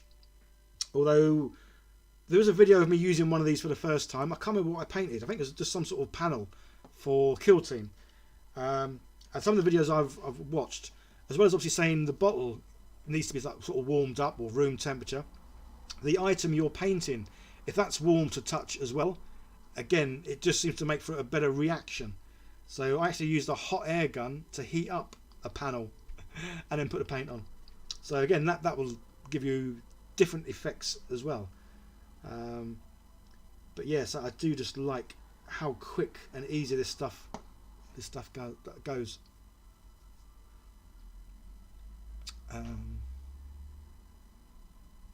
So what's that? Your picture in the top right looks like a stat card from Top Trumps.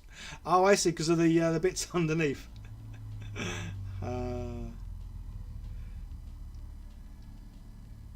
Steve, you got a semi-serious kit bash for me. Okay, the drum and guitar wagon off Mad Max. Ah, yeah. Well, I am hoping to get old. I always forget his name. It's the orc that's got the guitar. The new sort of, well, not new, he's been out for ages, but the single figure with the orc with a guitar. I really want to get him and make kind of like a little diorama with him, with some big speakers behind him, and obviously him there with his microphone. If he hasn't got the guitar, is it? It's the microphone and his foot on the squig speaker or something or other. What's that, Carl Black? It doesn't matter how much rust is on it, as long as the orcs believe it'll run, it'll run. And that's why I love orcs. They're very, very optimistic, aren't they, really, orcs? Right, let's have a look. Oh, that's zoomed in too much, so what we're going to do is show that. Then get another one. And get that. Cool. Right, let's take the lid off.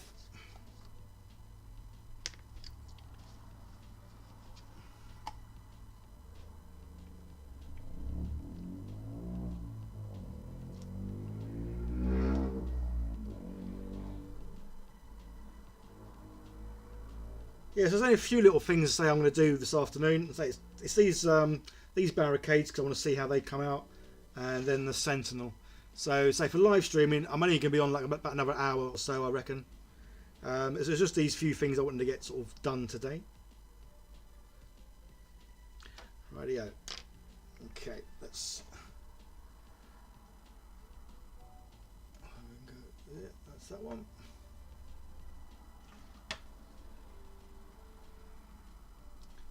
So this one's more of a yellowy looking rust.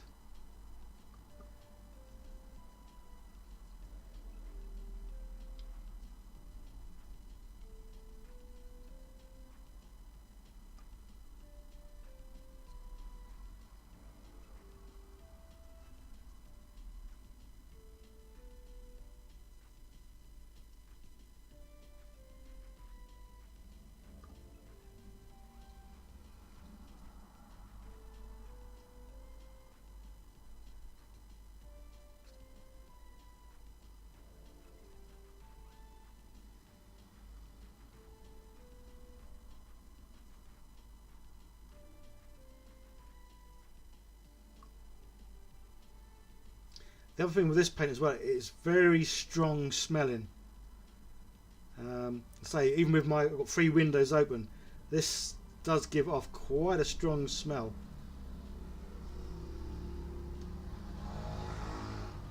Right. Cool. Stop the filming. Get the lid on, because that is definitely a strong smell. Rightio. What's that? Pollux G. One of my dream projects is to build a pair of treads or wheels connected to the mechanics needed and nothing else, and then tell people it's painted purple. Yes, those sneaky orcs, eh? Ice Cream Man's here. No. Yeah, I'll have a 99, please, then, Simon. Cheers, buddy. Well, I need to be a vegan one. I don't know if they do a vegan 99. But what I can have is a chocolate bourbon.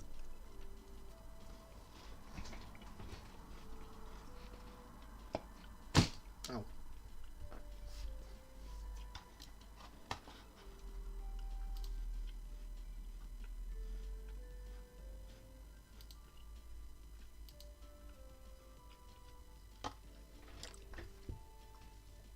Righty-o.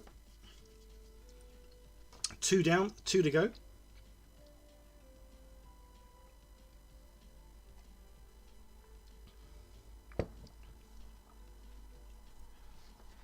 So we'll do the other one with the moss.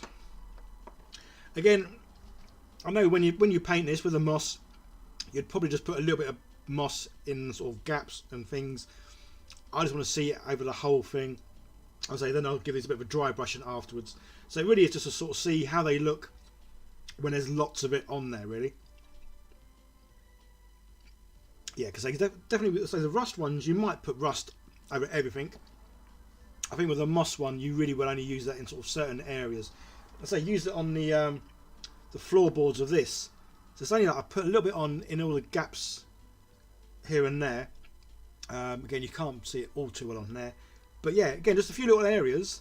It does look like the planks have gone a little bit green with moss. So yeah, it's worked really well. Obviously, how?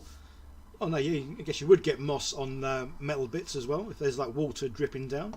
But yeah, so usual thing. I'm going to keep my hand around this for a little bit just to keep it warm. So it has been shaken lots already. Susan, you love the moss for the green sea things. Yeah, I mean, again, that's why I want to start making more bases for some of the miniatures, just so I can have some more fun with, well, trying out different painting techniques, or say, yeah, using the moss, because I mean it worked really well on the wooden planks, which is really cool. As I say, so the Sentinel, so the ground's going to be a really simple colour. Well, yeah, I'm using that to say. I'm using the bony matter for the base of this, just because I want it to look like it's like a Martian land. So rather than keeping this like grey bricks and stones, or even brown sort of muddy stones, yeah, I'm going for like a lighter colour. So I'll hopefully make it look like it's standing on a different planet. But yeah, I'm probably I can see myself when I'm doing this. I probably will put too much rust on it, but I don't care. I like the idea of it just being a complete and utter rust bucket. Plus, if I do put too much on, I can then sort of dab paint over it to make it look like the paint's, some paint's still on there and some paint has sort of flaked off. But yes, that's the thing I love about painting. It's like I've got a rough idea what I want to do to this, but as I'm painting it, things might change. And yeah, if they do, you just sort of go with the changes, which is kind of what I like the idea of.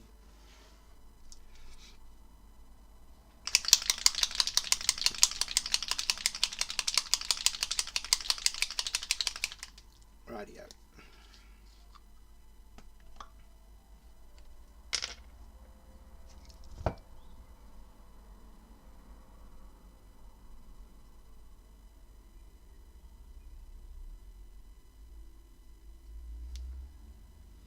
Right, there we go, and again we'll change the camera angle up a little bit, just because it's always fun to get different angles.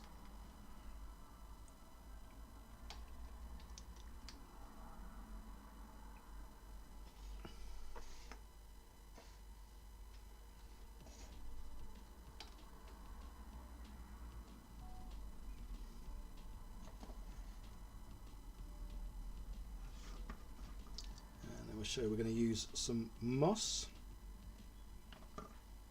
and again I'm just going to slather the thing in this just because I want to see the full effect of how it looks on the flat panels, how it looks in the nooks and crannies. Yeah, so it just gives me a good idea of how it's going to look when I use it on, well, something else really.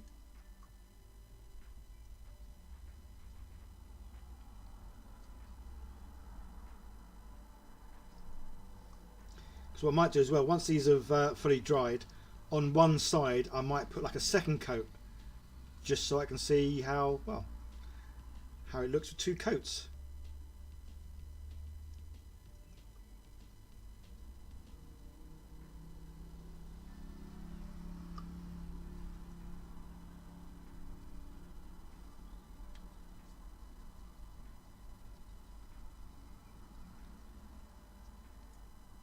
Well, at the moment though, this green looks like a really nice, like a speed paint. Kind of going on rather nice. Cool. Right, we'll see how that how that one comes out. Go with the flow. That is the artist's way. Yeah, we never make mistakes. Whatever we're doing is intentional.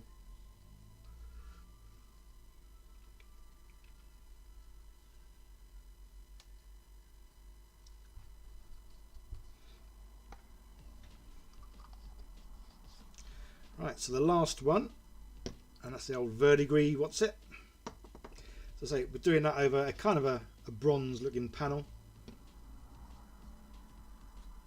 But say, I loved how that came out on the old squig's leg. Yeah, it really did seem to work out really, really well. Like I'm going to do on this, with the leg, I literally put over everything, let it dry, and then did a bit of dry brushing with a copper, just to sort of like catch a few areas, just to sort of add to the variation in, well, the sort of shades of the colour really. But yeah, loved how that came out. Let's give this a little bit of a hold in, just to keep it warming up a little bit. Rockefeller Rolls, yeah, I'm well, I hope you're well, buddy. You've been watching a few recent vids, and it's great to see someone really enjoying painting. Yeah, makes me want to paint more and keep up. I'll keep up great content. Yeah, cheers, buddy. Yeah, no, it is. I've got a big fondness now for obviously painting miniatures. As I say, I am looking at doing more kit bashing, because I just love kit bashing, but definitely more. I want to get sort of bosses from different factions, just because obviously they generally seem to be on a bigger base, and yeah, just having a bit of fun making some nice bases as well. Something I've not really done, but I like the idea of them being on like a nice base, just because it makes them look like a centerpiece you could have on your desk. Yeah, which is really cool. So especially when it's orcs, I love orcs. So at the moment I've got loads of orc pieces and loads of space marine pieces. So I do need to get a few other ones, but yeah, I want to do kit bashing. Well, I'm not too sure what to kit bash. That's the only problem. So that's why I like the idea of making some short space marines by using Votan bodies. Just 'cause it reminds me of that scene from Star Wars when old Luke walks in and Princess Leia goes, "Aren't you short for a stormtrooper?" Well, you might be. I'm not too sure. I don't know what the average height of a stormtrooper is. Rightio. So we'll do the last one, and again we'll have camera somewhere different, but they're always zoomed in. Right, that looks good, and then we can show that I am using this one.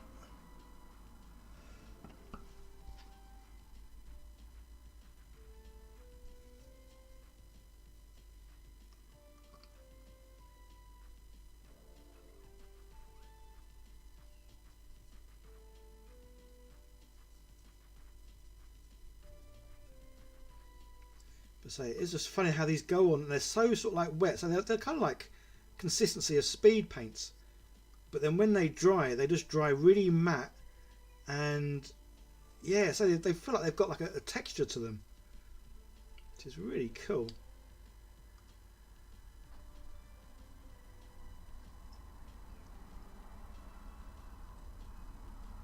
But yeah, so definitely use like an old brush with these, because I think this stuff, say, is quite strong in smell and everything else. I think it would ruin, well, it would ruin your favourite brush.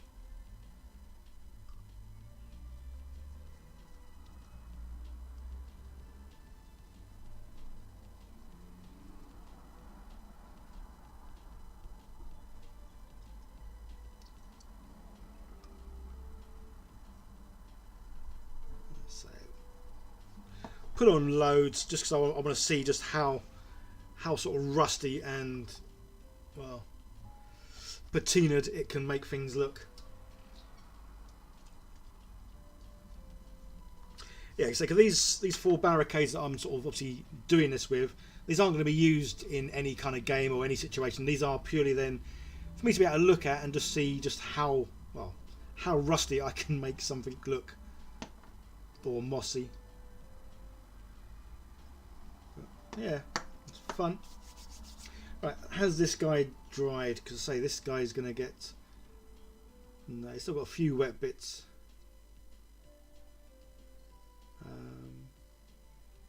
So I was going to go through and paint some bits silver, but I'm kind of thinking, because of the fact I'm going to use the rust and completely rust bucket this, I may as well wait till it's done.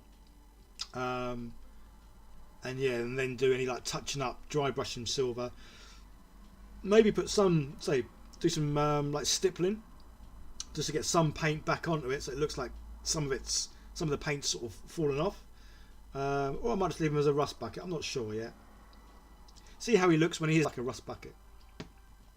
Right, so as he needs to dry, these are sort of drying. What I might do, just for a little bit, is obviously read your comments, chat with you guys, as well as sorting out some of the bits box for Space Marines. I say, because I want to start doing a lot more kit bashing. I've got quite a lot of leftover bits from when I made the Warhammer 40k chess set. But rather than having them sit on like a big pile of sprues, which is what they currently are, it'd be so much easier to put them in boxes. So say this box is arms, so it's got like left arms on one side, right arms on the other, whether it's holding a gun, a knife, or a different kind of weapon, or not holding anything. And then in the middle I've got a few little bits that you'd stick on, like the like little bags and stuff. The top one currently has got a few of the jetpacks, or backpacks even, they're not jetpacks, are they? They're backpacks. And then this one's got loads of heads. Again, all Space Marines. So we've got Space Marines with the pointy aerial, normal Space Marine helmets, and then Space Marines with no helmet. So I say they won't be used very often because I don't like painting eyes, so I can't see me using any of them. But of course, this is my personal idea for kit bashing, but I think you should start off with animals and monsters to create chimeras. Yeah, maybe, but again, it all comes down to what I've kind of got to make things with. And so most of my stuff that I have got, Space Marines and Orcs. So primarily because when I made the chess set, obviously I needed a lot of Space Marines and I needed a lot of Orcs. So they're like the main sort of factions that I've got. Any other factions I would have bought, I probably brought to make kill teams with. So that was an empty one. So yes, I don't really have much in the way of other bits and pieces. But Patrick invested in a hairdryer to spit up dry. Yeah, obviously I don't really need one of them. Not since the 80s, and even then I don't think I really used one. But yeah, no, I've got a hot air gun. I can't even remember why I bought the thing. I say there's quite a few things that I bought a few years ago and just never really used. And one of them was this hot air gun. Again, I can't remember why I bought it. Nah. But yeah, obviously it gets very hot. Obviously you can have it on lower settings, but put it on the hottest setting and you can't put your hand anywhere near the front because it is just scorching. But yeah, I used that. And that worked really, really well. So yeah, it was all good. Cool. Right, so what was I going to do? I could do these. Say, is he not? Where's he going to dry? There's just a couple of little bits. Let's help the drying process by rubbing those little bits off. So obviously a couple of areas where the paint went on a bit thicker than others.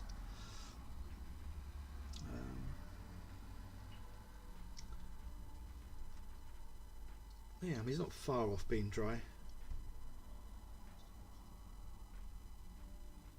Well, what I could do while I'm waiting, I can paint the base. So the base is just going to be a simple bony matter. I may well, once it's dried, do some sort of dry brushing over the top. But as far as the base on this one goes, I'm going to keep it relatively simple, just because I want it to look like it's well, like a different planet. What's just popped up? Or have I hit the keyboard? Oh, I think I've hit the keyboard. That's why something's just popped up saying, do I want to do something? It's like, well, I don't know. Right, there we go.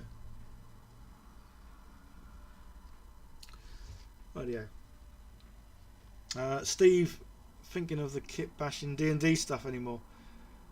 You got 350 printers. Oh, awesome. I've not really done any D&D stuff, say, because I don't play D&D anymore. So it's a shame, really, but it just got to a case where we were playing, or we were missing more games than we actually played. And I think there was one time where we had about 6 weeks of not playing because every week someone couldn't make it, or something happened. And I think the problem was it was all last minute sort of cancellations. So we'd all be thinking we're going to play, and then literally 2-3 hours before we were going to play D&D, we'd get a message saying, "Oh, we can't do it because someone can't come, or someone can't do this." Again, obviously no fault of anyone's, because obviously everyone's got lives and things happen and work and all the rest of it. But yeah, it just got to a stage where we just weren't playing much, and because we were only playing once a week, it felt like we weren't really getting much done. So funny enough, it was one of the guys that I met at the D&D is the one that comes around and we play Kill Team. So Kill Team's a great game because you can just come round. So it only takes an hour and a half, 2 hours, generally tops. And that's only because we take a long time thinking about our movements sometimes. Sometimes we overthink the game. It's quite funny. But yeah, so he comes round, we have a game, great. If he miss a game, it's no biggie. Or we change the day. Because there's only 2 of us who need to play the game, it's a lot easier obviously organising 2 people as opposed to 5 people. But I do miss playing D&D. I really did enjoy it. But yeah, I've not done anything with D&D for a while.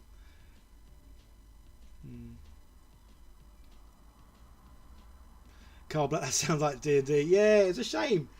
Because I played it when I was younger. Say 19... I can't remember if it was 1982 or 83. I think it must have been 82. Because I remember playing for about 4 years. Because I played at school. Then I left school at 16. Got my first job. And then started playing it with a few of the guys from there. For about a year. Maybe 2 years. But then I stopped playing. And then yeah, I only started playing again, what was it, about 2 years ago?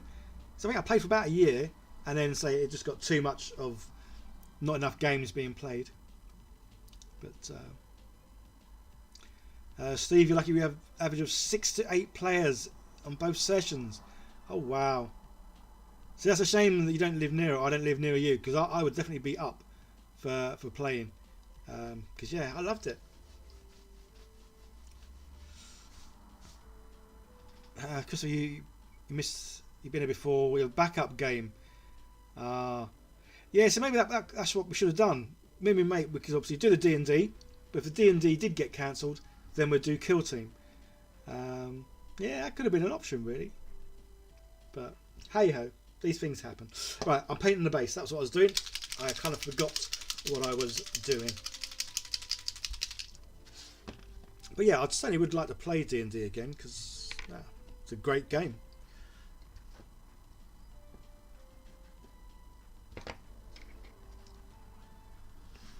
Right, let's have a little bit of filming.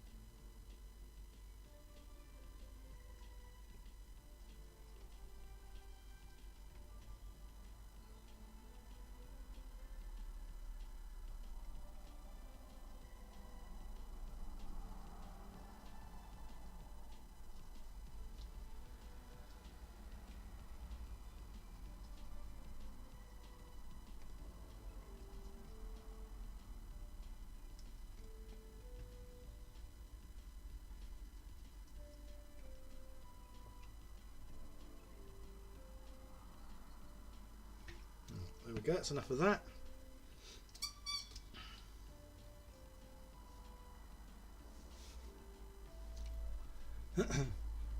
Oh, so we've got quite a few D&D people out here. Disson Snoggoot, or Snowgoot. You run 3.5e D&D once a month. Yeah, so it was quite a bit of a change though. Obviously, my original gameplay was the blue box, so it was normal D&D.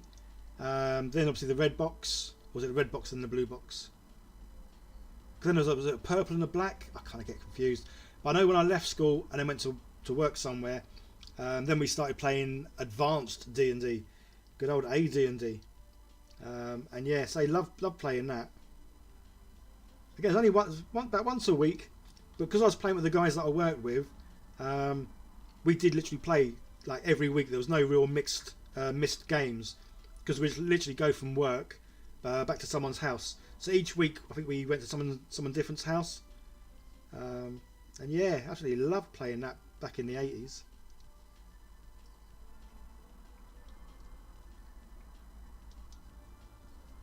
Just wish I'd kept all the books though, both like the blue and the red box set, as well as obviously all the AD&D books I had. I wish I'd kept them.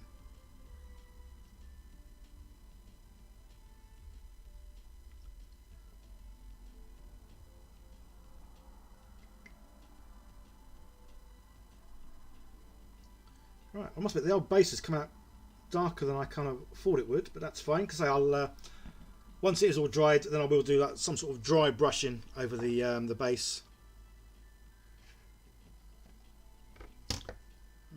Give me desk a clean, because I don't want it to get dirty, because I like my paint mat. Brandon, hope you're doing well. I am, buddy. Hope you are as well. You just got back into miniature painting. Awesome. And you've been watching the videos over the last few weeks. It's great to hear. Yeah, I'd definitely say the enthusiasm is definitely there, because I love it. It's one of those hobbies that, yeah, obviously you get a lot from doing the hobby. You also get a lot from watching other people do the hobby. And say that just the community, the hobby community, is so fun and friendly. Everyone's willing to sort of share what they know, which is just awesome, because it means everyone can like learn from other people. And say we've all got our own styles, but at least if you watch lots of people, you can sort of pick up what you like and then do, well, the sort of style that suits you and that you enjoy. So I do watch a lot of different painters, and a lot of them paint in a way that I would never paint, but I do like what they do. So yeah, obviously for me, slapchop, speed paints, contrast paints are just awesome. They make us noobs be able to paint something that looks half decent, which is really good. So Susan, no one to play with, just paint and watch others on YouTube now. Oh, bless.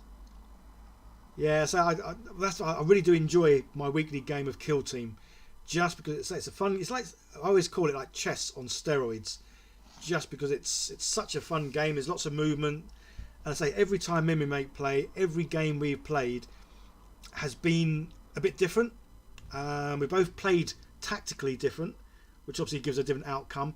The roll of the dice, obviously, that determines so much. And I think that's why sometimes when we have a game and it lasts, like, say, 2 hours, or maybe even just over 2 hours, it's because we've spent a lot of time in between each move thinking about doing this or doing that. And then sometimes we laugh at each other and we go, do you want to roll the dice to sort of, you've got 2 options you can do. Both of them seem bad. But like, just roll the dice, 1, 2, 3, you're doing this option, 4, 5, 6, you do that option. Because then it's then down to rolling the dice to see what actually happens. And that's why it's just a great game. Doesn't matter how well thought out your plan is, if you roll abysmal, even the best laid plans can go awry just by rolling loads of ones.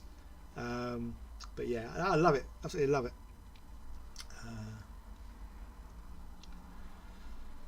Christopher, have a great game, buddy. Yeah, enjoy it. I'm a bit jealous. But yeah, say Tuesday. Tuesday's my normal night for playing Kill Team. So yeah, I can't wait for another game of that. Right, so yes, I say this dude, he's pretty much gonna be a rust bucket. So what I'm thinking I might actually do is do a bit of a combo on the sort of brownish rust and the yellow rust, as I've got the two. Yeah, I might do a like splodge one all over, leave some gaps to then splodge the other one over. I say I'm going full on rust with this.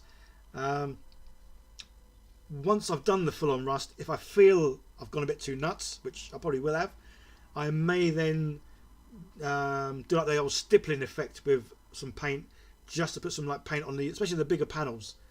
The bigger flat panels might look good to have some paint on them. Oh, pardon me. So again, when you're using this kind of rust stuff, you could be a bit more thought out and think, oh, I'll just put it a little bit here and there.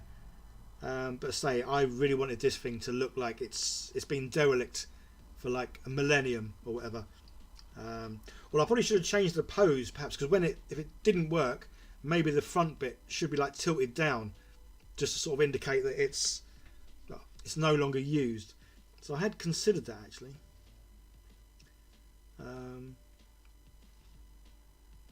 I think what I'm going to do the old rust effect, and then I might cut the top off to move it so it looks like it's sort of like not powered up or powered down.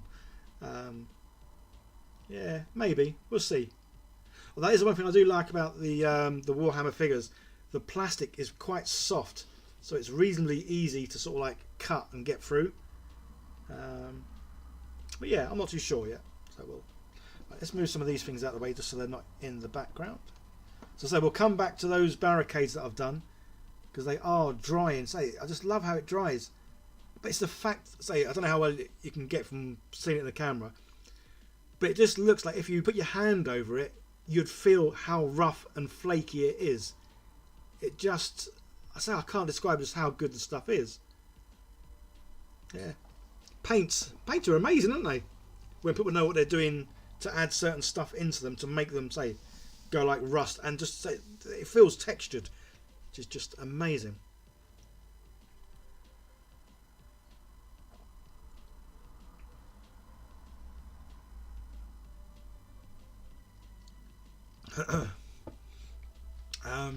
Susan, you have all the old AD&D and D&D ones. Oh.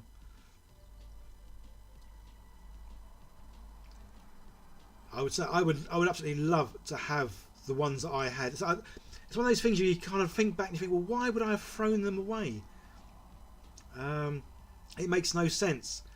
But then sometimes when you have a spring clean and you see things that you haven't used for a decade or more, you kind of think, yeah, I don't need that. Because I don't even think I would have sold them, as in take them to like a car booty.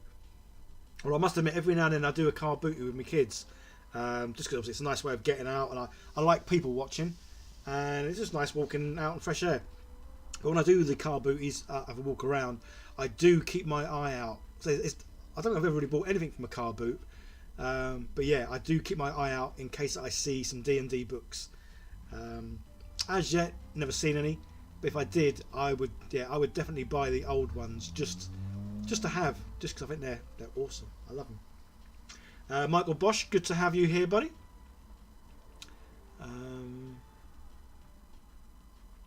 Tsunami Beef, what camera do I use for the miniature camera?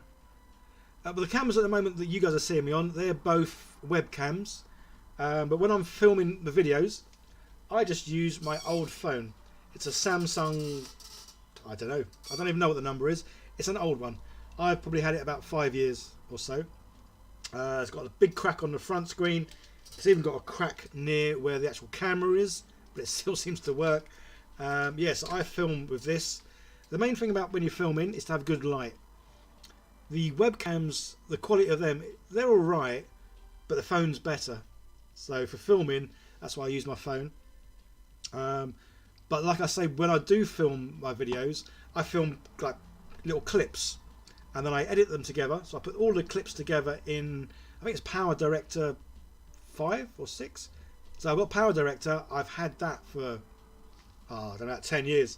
So there's probably like Power Director 99 by now, but I use number 5 or whatever it is, just because it does what I need. So I put all the clips together and then I voice over the top. So yes, that's kind of how I do that. Susan, yeah, that's the fun with the dice. It is. That's what makes the game unpredictable. So even though you think you might have a good idea when you're playing the game, yeah, the dice can change things. But yes, that's why I want to get into the Blood Bowl as well, because Blood Bowl looks like a good fun game. The Blood Bowl 7s is a much shorter game, funnier game. So yes, I would enjoy that. It's just a case I've not quite finished making the actual pitch is all made. I've got the figures. I've got 2 teams.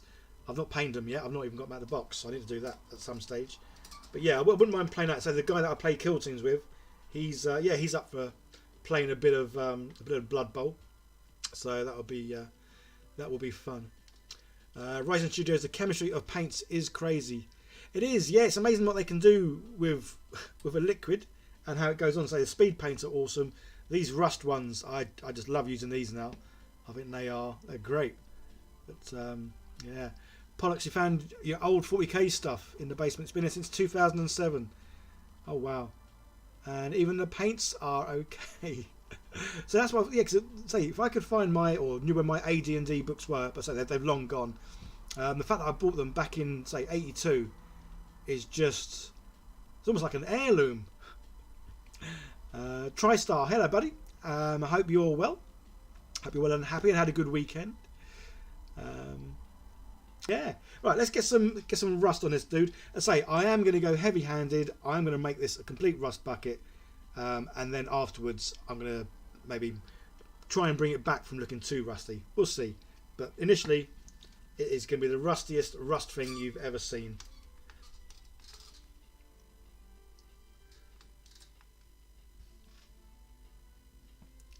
And so I'm going to use a combination of the yellow and the brown one. Yeah, just because again it'll give like a variation in the colour, which I think always looks good. That's why I like the speed paints over the dry brushing, just because you get more of an inconsistency in the colour. So it's not like a solid looking red. You do get them different sort of tones, and that's what I love about the speed paints. Susan Jensen, yeah, rusted up, exactly. Liam Andrew, good afternoon to you, buddy. I'm glad you love what I do, because I love what I do, and I think it's just so much fun. And so it's great to be able to share what I do with other people. Even though I am new to everything, but I do dumb things down into layman's terms that hopefully anyone can understand. Possibly. If you can read in between all my waffling. Because obviously I do waffle quite a bit. So yeah, this Sentinel, I am going to turn it into a rust bucket. Shall we zoom you in a little bit? Where's my zoomy button? Nope, not that one. Is it that one? Gosh, there we go. Get a little bit closer. But say yeah, with these dirty down things, I am using a old brush because yeah, this stuff is kind of like a bit of a killer to brushes, I think.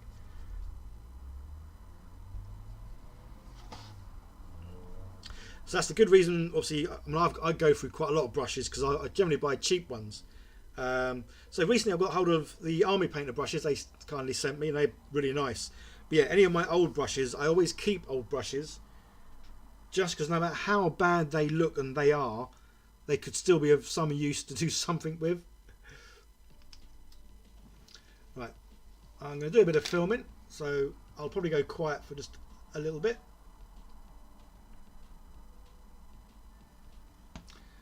We're going to show good old dirty down rust, and then we'll just sort of splodge this on really.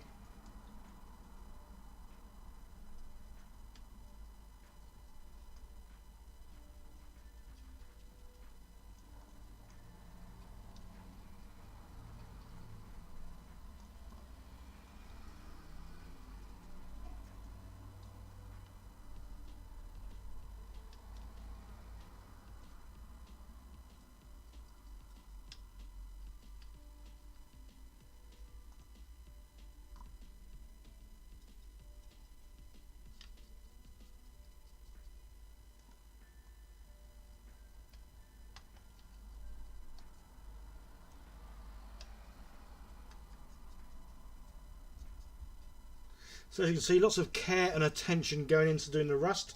It really is a case of just splodging it on everywhere.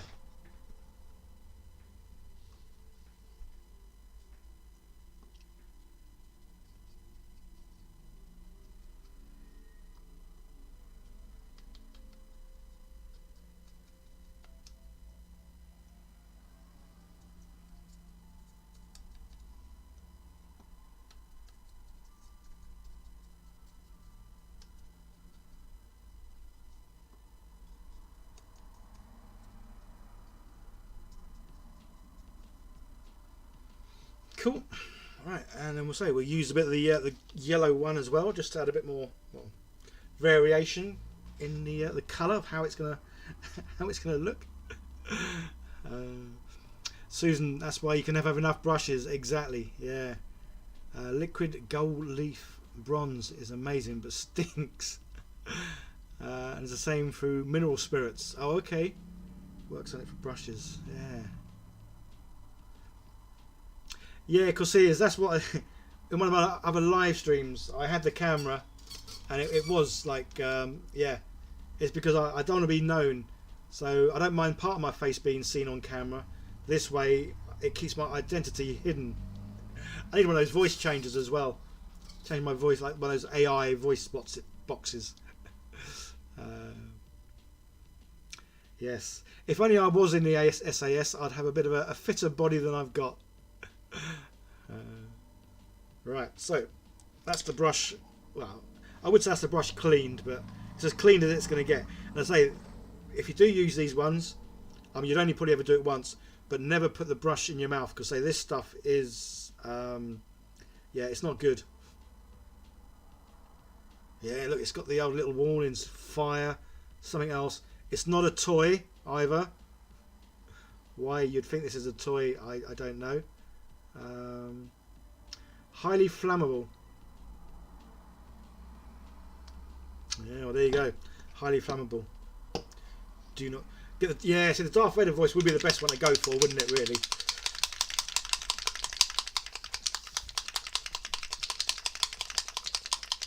To say, with all of these, I gave these a right vigorous shaking before I came on camera. Just because, obviously, well, two reasons really. One, you don't want to see or hear me shaking this, because obviously the noise is quite loud. And two, when I do shake this, it doesn't matter where I put my hand or my arm, it just looks wrong, me shaking this very vigorously. So that's why I did most of the shaking off camera, just because obviously, yeah, it was better off camera, trust me. Right, let's have the camera up high and we'll zoom it right in. So yes, at the moment I'm kind of videoing two videos at once. So obviously doing a Sentinel dude, and then I've also got these the barricades, and I've been applying the rust to those, and yeah, we'll see just how they look in a moment. So they're pretty much dry. I think they're as dry as they're going to get. But what I might do is on one side add some more rust. Just again, these are just really so to help me that when I go and paint something in the rust, I can see what obviously like one layer would look like, and then obviously on the other side what two layers would look like. But again, I don't know how well it's coming across on the camera, but it's like it is as rusty as rust can go. It's just lovely. Again, you just feel like if you put your finger on it, you need a tetanus jab afterwards. It's well cool. Right. Anyway, this is obviously the rust bucket we are going with right now. That's right, everything's set up. Just need to zoom in, and then we'll add some of the yellow one.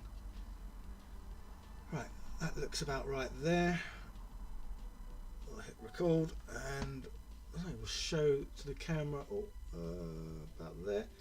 I'm using yellow rust dirty down, and so this I'll just sort of plonk in all the gaps. Doesn't matter if it goes over the other rust, because again it will just add to the overall flavour of everything.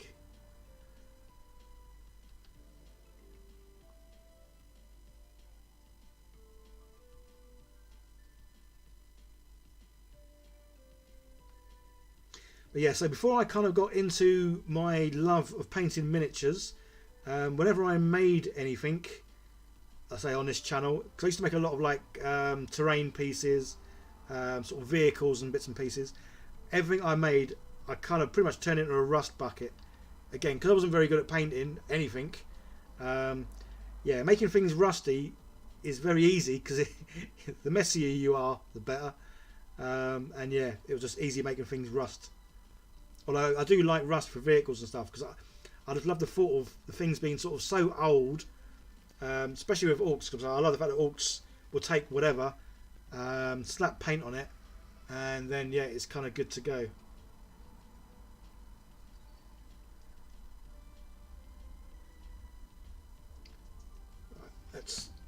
camera because sometimes I do forget it's running. And then we will chuck some more on this. It's all too rusty. Yeah. Well, say my thinking is this thing doesn't move, doesn't operate. It is just been sat somewhere for 1,000 years, gathering rust. Which is why it is a right rust bucket.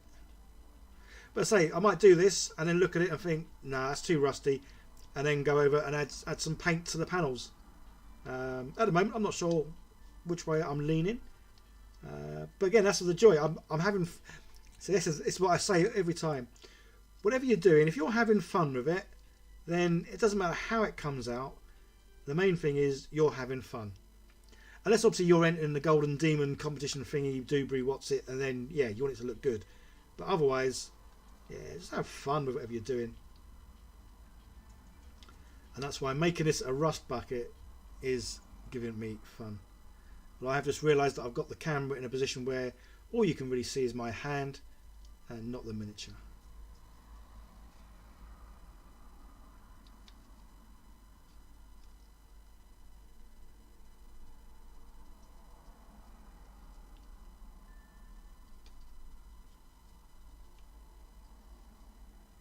Yeah, I mean, it's definitely nice having this the mixture though, the brown and the yellow in this. It's giving it a lot of different sort of colours. So just looking at it, I feel like I need to go for a tetanus jab. Well, it's almost like camouflaged as well, the two sort of tones of it.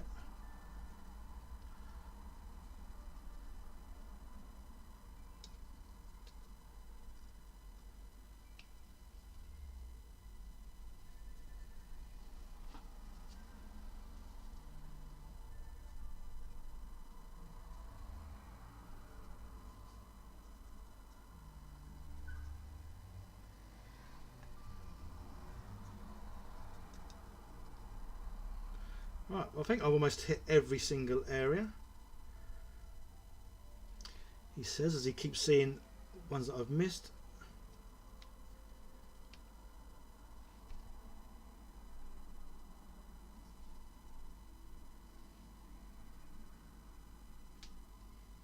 Well, I don't know about you, but I kind of love it.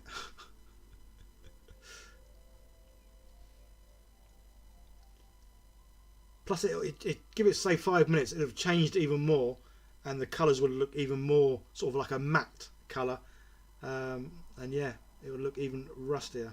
But I love it. Yeah, I think I've caught every edge, so yeah, love it.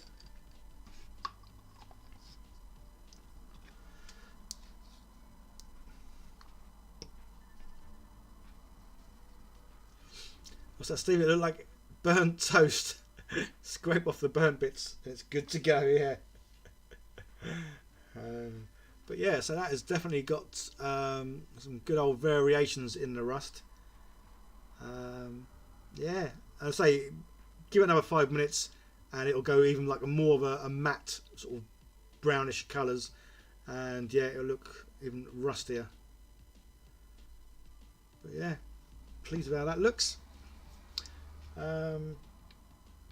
Yeah, so again, I can leave that to one side now because I am going to do, if nothing else, I will go over that with some silver dry brushing just to capture the edges, just because it gives it, again, brings out the sort of the metallic look and feel of it, even though it is a complete rust bucket. So yeah, we can go back to these thingies. I'm just going to move the camera because I think we'll get a better view if we're over here.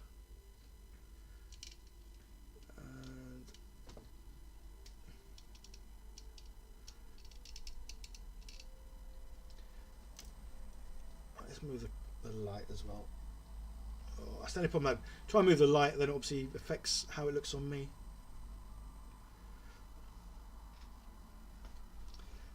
Yeah, I just try and move the cam so when I do the dry brushing, you can sort of see more. So I do need to get another light though to go behind the webcam.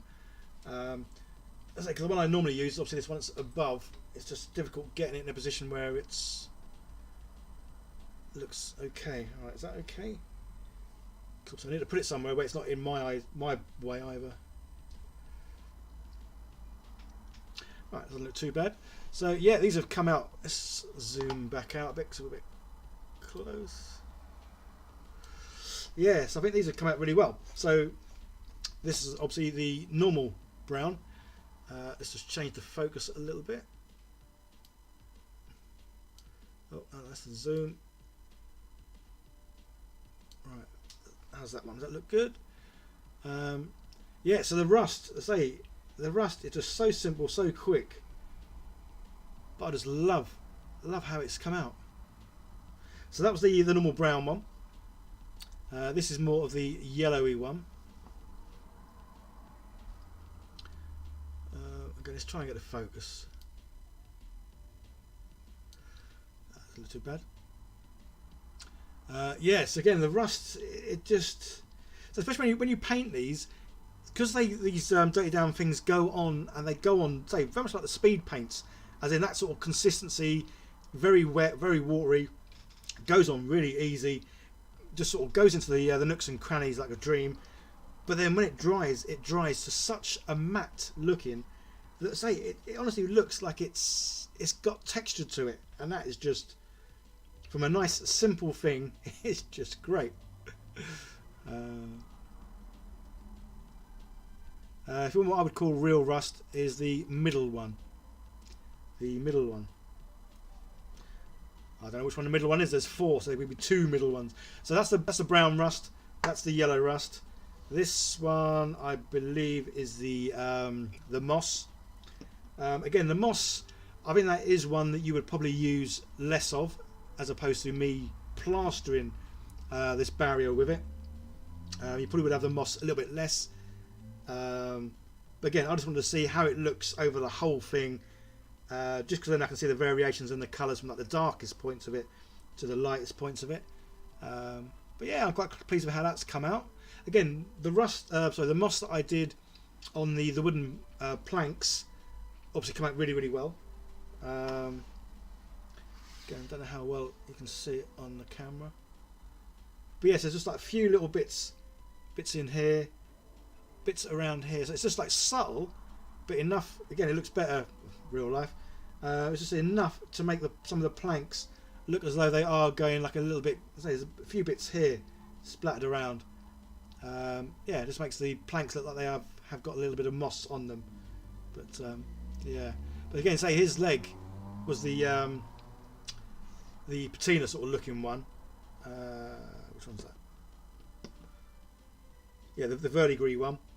Again, so that goes on really wet, but then when it dried, it just dried really nice, and then I just went over and did copper dry brushing over the top. But yeah, so really pleased with how that one came out. Yes, you guys kind of prefer the yellow one. See, I don't even know what that is.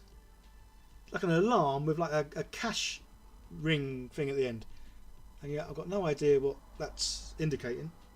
But yeah, so I like both of these. They're both, yeah, both good. So I say on him, the Sentinel, the fact that I've used both is going to be a nice sort of combination. But yeah, they both come out really well. So let's have a look at the yes, this is the patina sort of one. Again, it'll look better when I do the dry brushing, just to bring back some of the copper. Because I mean, the problem is obviously because I did just coat these in tons of the stuff, you then obviously like kind of lose whatever colour was underneath, because obviously you get the patina on sort of the copper sort of look. Yeah, when I dry brush this, then it'll look better. But again, it still looks like the thing's aged, which is the whole thing. Yeah, these are meant to make something look like it's, well, it needs a good old clean down. But yeah, cool. Right, I'm going to give it a couple of seconds, and then we'll do a bit of dry brushing on these, just to yeah, make them look like they were metal prior to being grunged or whatever I've done to them. How are we doing on the time? 1/4 past. Oh, that's cool. Yeah, 5 o'clock. I was kind of thinking in my head I was going to be done by, and yeah, I think so far we could be on track for that, which is cool. So yeah, so tomorrow I might get the video out showing this. What's tomorrow, Monday? Yeah, there's probably more chance of being Tuesday, to be honest. So just a simple little video just to show how these look, the comparison of these. And say it's good for me to sort of see how they look. And yeah, I think it'd be good for you guys if you are thinking about buying the Dirty Down sort of bottles, just so you can see exactly what they do and say, yeah, I think they're awesome. Yeah, I love the effect they've given, which is really good. Right, what am I doing? I'm going to do some dry brushing. So I need my dry brush palette. So if you're going to do dry brushing, what you need is one of these. The good old textured dry brush palette jobby. Right, now my other phone's pinging. Don't know why that one's pinging, because that's the phone that I use to film, so it doesn't even really have much going on it. Right, let's zoom back out. Zoom back out. There we go. Cool. Yeah. So what I'm going to do, I need. Where's the paints? I need that one. So I'm going to use bronze. God, that's a bit too bright, isn't it? Now with that light where it is, let's move the light. Let's move it up there. I need to readjust focus because I've got everything on manual. Somewhere about there. Yeah, doesn't look too bad. Yeah, so I'm going to do obviously the bronze dry brushing on the patina one, which is that one. And then the other three, I am going to do a bit of silver. I had a light silver. Oh, there we go.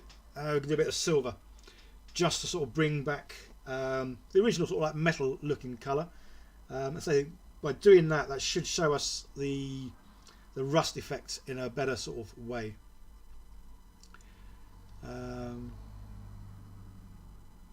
So what's that? Next job is printing more barricades, doing each in the rust colours. Oh wow, yeah, that could be quite a lot.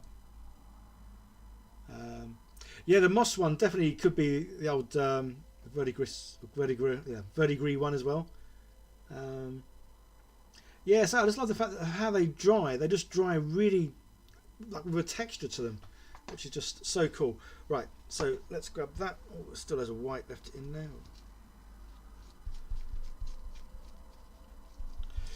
Do that, and what brush should I use? I should use this one. I haven't used this one before. Yeah, this is where my knowledge of brush is. It's like going to a fancy dinner and them having all the cutlery. Other than knowing you should start from the outside and work your way in, when there's tons of cutlery, it's like, well, what do I use for what? I'm kind of the same with brushes sometimes. On this one, they kind of tell you what they're meant for, I guess. It says vehicle and terrain. Well, I guess this is terrain pieces, so yeah. Maybe I am using the right brush for the right job. Makes a change. Miniature hobbyist. Ooh, watch out! It's the kids. Oh, what, on the phones? Yeah. JJ Ice Joe. Love the rust. Have to try it. I love rust. Say vehicles and everything. I like things looking aged and worn. A bit like me, I guess. But yeah, so the rust effect is just, I say, a simple bottle and it gives you the effect straight away is just awesome. Right, so I am going to let's do the silver one first because more of them are silver. Right, let's see, where should I put the camera?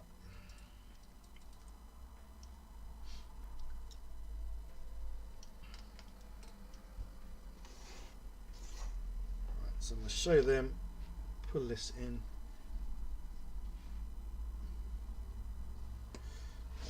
There we go. We'll have that out shot first. So we can just show that these are nice and rusty. And then we'll talk about the fact that I'm going to put some silver over, bring the palette in, job done.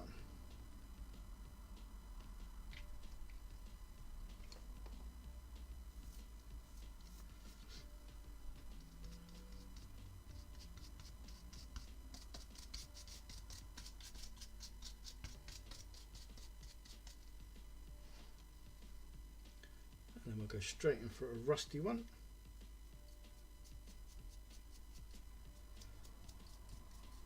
And yeah, just capture the edges again, just to make it come back to looking like it is a metal. Again, I think that's why I like rust as well. It's such a simple effect to do. It's quick, it's easy, but the end result is good. I love it.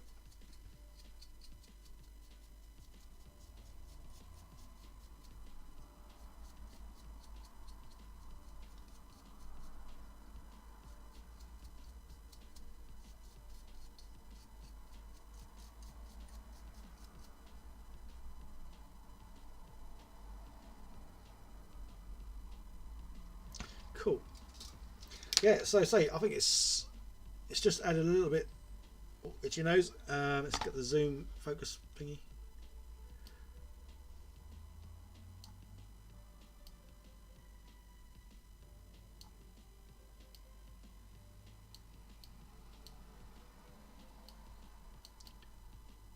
So the problem I've got, so this the slider to change the focus, it's a very small slider, and it's very difficult to move it like just small increments. There's no like up and down button, which is a real shame.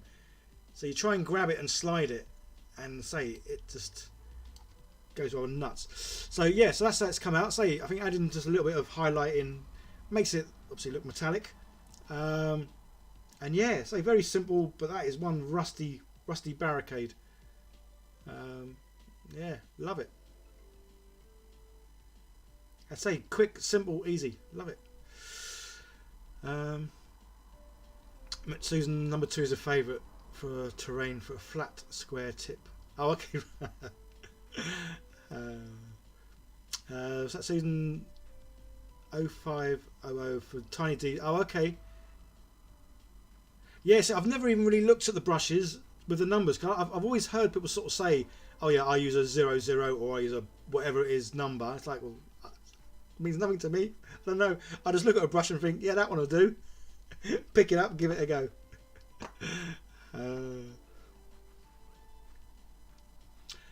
Steve Blastmafars, have I ever got in touch with the Guinness Book of Records over the Sprue burger? Well, you mean this Sprue burger just up here? It's probably the one thing that I've built. Oh, very close. It's the one thing I've built that stayed on my desk since I built it.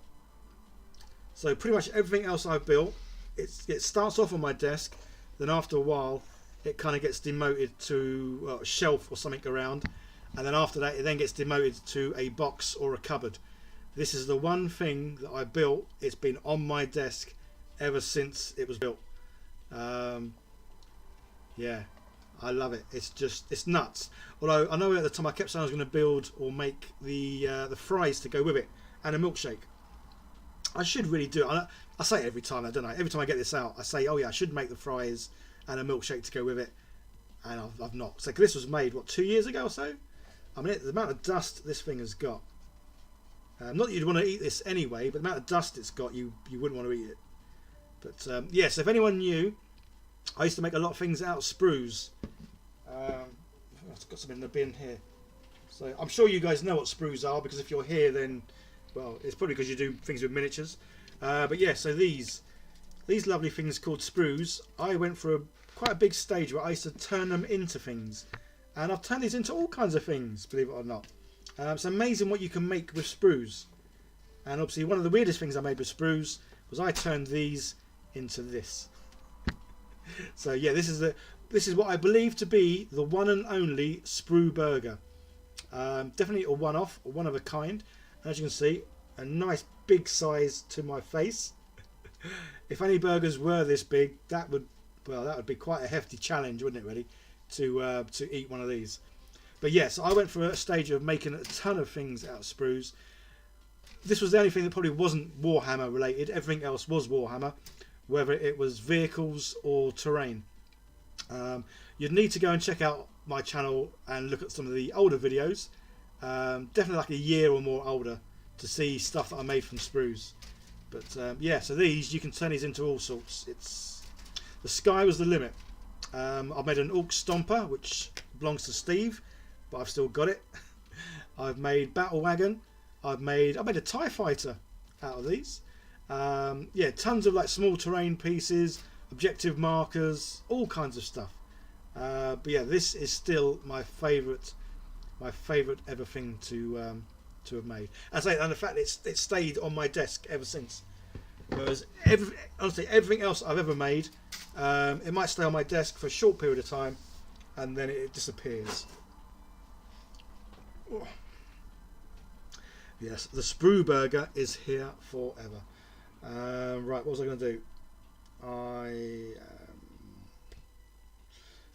don't need a video of me doing the other two, so I'm just going to do the other two. That was the verdigris one, or verdigris. Oh, pardon me. The focus was better there, yeah. Just one is enough. Yeah, one burger and you're done. Time to do sprue glue. Yeah, so I did enjoy making things with sprues, but there's a downside and an upside. And the downside was always it would take a long time to make something because of having to cut the sprues into nibbly knobbly bits, sticking them in acetone, like jars of acetone, leaving them for about 7-8 hours at least to turn into sprue goo, then using the sprue goo to make flat panels or whatever it is you're making, then to leave them another 8 to 12 hours at least to turn back into plastic, and then to cut up the panels or whatever it is you're doing to make something else. So yeah, as much fun as it was, they did take a lot of time and a lot of downtime in between. Whereas obviously my love for painting is a lot easier for me because it means I can just pick something up, start painting, pick something else up, start painting. Or say I am going to do more base sort of things. I do like the idea of making bases up. I say definitely getting models, kit bashing them, just to change them a little bit, and yeah, have fun with that. Yeah, no, Steve, mate, the Stomper is here for whenever you can get it. It's here, buddy. So yeah, even if it's 5 years from now, it will still be here. It's the one thing I won't throw away because, well, you bought it, so it's yours.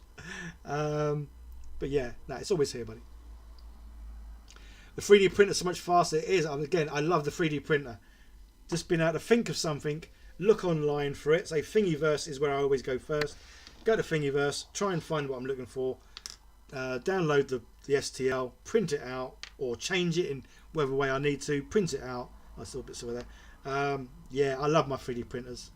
They are awesome.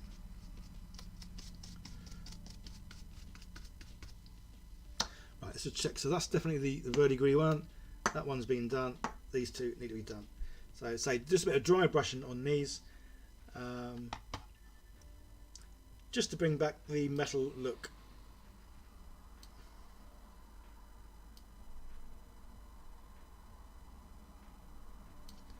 Right, yeah. So yeah, excuse my dirty fingers. That's the only problem. Obviously, because I have been painting for a while now, my hands are dirty. So I do generally keep them nice and clean, and I normally keep my nails short. But yeah, everything's a little bit dirty because obviously I've been painting.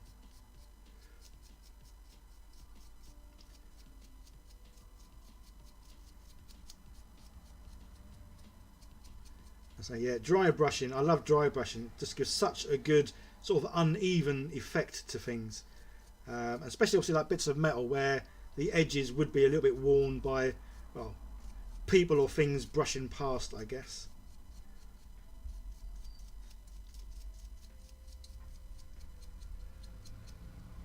But yeah, so they're yeah. I think I kind of prefer the yellow one. So this is the yellow one. It's just obviously a much sort of softer looking colour, I guess.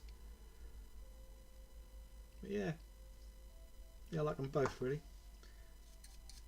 So this one was the mossy one. So the mossy one, I don't know what I was expecting, but say I think it's because I've put moss on metal, and as much as obviously there could be moss on metal, it definitely works well for the wooden planks on that other thing I did.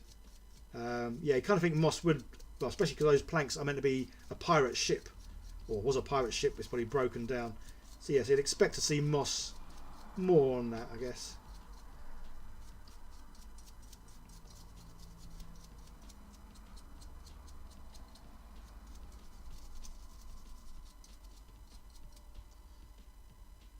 But yeah, Nice, simple, cool.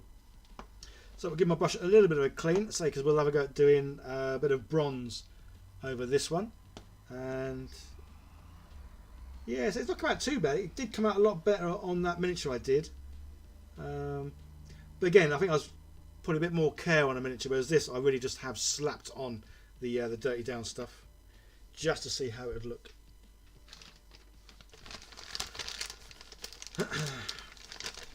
So Susan, that's just a trait of an artist. Paint on everything. You got brown and green on your right thumb. Well, it is, because when you know you're painting lots of stuff, as much as you want to try and keep clean, it's a bit of a pain. Keep rubbing everything off and then painting and then rubbing it off again. So sometimes you think, just let the hands get a bit dirty, and then once I'm done, then obviously have a good old wash. But yeah, so we're doing on time, 3:30. Perfect. So all I really want to do is get the bronze on that, and then that's done. Let's have a quick look at the Sentinel vehicle. I say this really has got nice and rusty. It's almost like it's like a camouflage rust. Can't even talk. Camouflage rust. Just say, because I use the brown and the yellow rust on it. But again, yeah, I love it. I think it's great. It really has come out very sort of sporadic and different sort of shades of brown and yellow rust everywhere. So we'll give that still another sort of 5-10 minutes to dry, and then we'll have a go at doing the dry brushing over the thing. Anycubic is live streaming the new 12K printer. Oh wow, blimey, 12K. How come they haven't sent me one then? Although, did you see the recent printer that Anycubic sent me? The Photon Mono 2? Honestly, when I got it, it just felt like it was missing stuff, because I picked it up with one hand. It's only a fairly small printer, although the print base thing on it is the same as all the others, so it's a nice size for printing, but the actual machine itself is so light, it's untrue. So I picked it up, and I picked it up with one hand, and you can easily pick it up with one hand. It's just like there's nothing there, but it's such a lovely printer. And I say the price of it, I'm sure I saw somewhere, it's about $160 for a 3D printer, 4K, and just, yeah, I've used it, and it's, yeah, awesome prints from something so, yeah, just so light, so small, so diddy, but cool. But yeah, didn't know they had a 12K one. Maybe I need to message the person that I kind of deal with at Anycubic and sort of say, I've just heard you got a 12K printer. Do you want to send me one? What's that, Susan? Would work for a Mars backdrop.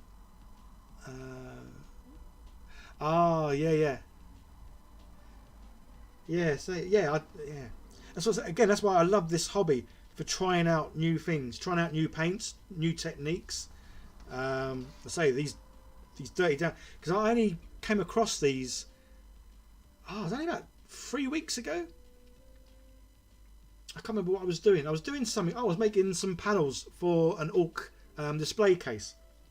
And I think I was just looking up Rust, because I hadn't done Rust for ages. So I thought I'd look up Rust, see how, if there's any new ways of doing it. And this popped up. So it was only about 3 weeks ago I came across this stuff.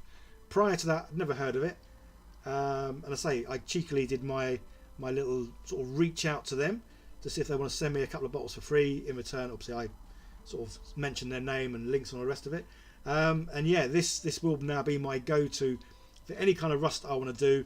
It will be, yeah, Dirty Down Rust. I just love the name as well, Dirty Down. So instantly you just think it's like, well, dirty. Yeah, 12K printer. Well, is there much difference though? It's like TVs. You get like a HD TV and a 4K TV, an 8K TV. Depending on what you're watching, are you really going to tell the difference between them? I mean, possibly. But would it be enough to warrant getting a new one? But it's like anything. It's 12K now. In a year's time, it'll be like 52K or whatever jumps or leaps it goes up by. I guess it doubles each time, is it? I'm not too sure. But Yeah, I mean, say like the miniatures. I haven't got any right now, but the miniatures that I print out, I think the quality of miniatures now is great. So I really notice the difference between 4K, 8K, 12K, unless you get like a microscope and really sort of get in there. I'm not knocking it, obviously, because obviously all improvements are good, especially if they are bringing sort of prices down on things, which is the main thing.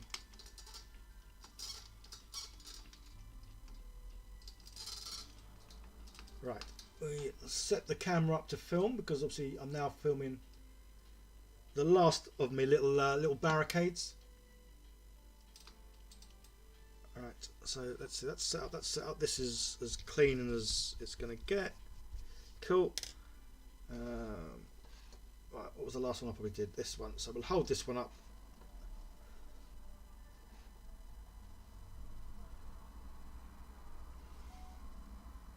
Just to sort of show just how it looks. Might as well show all three actually.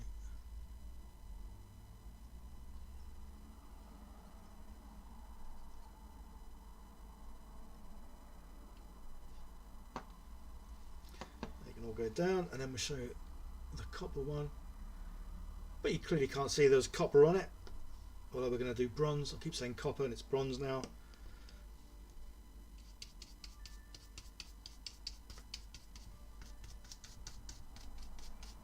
So I must say, this textured palette thing is so good for like getting the right amount of paint off your brush to then be able to do a dry brush.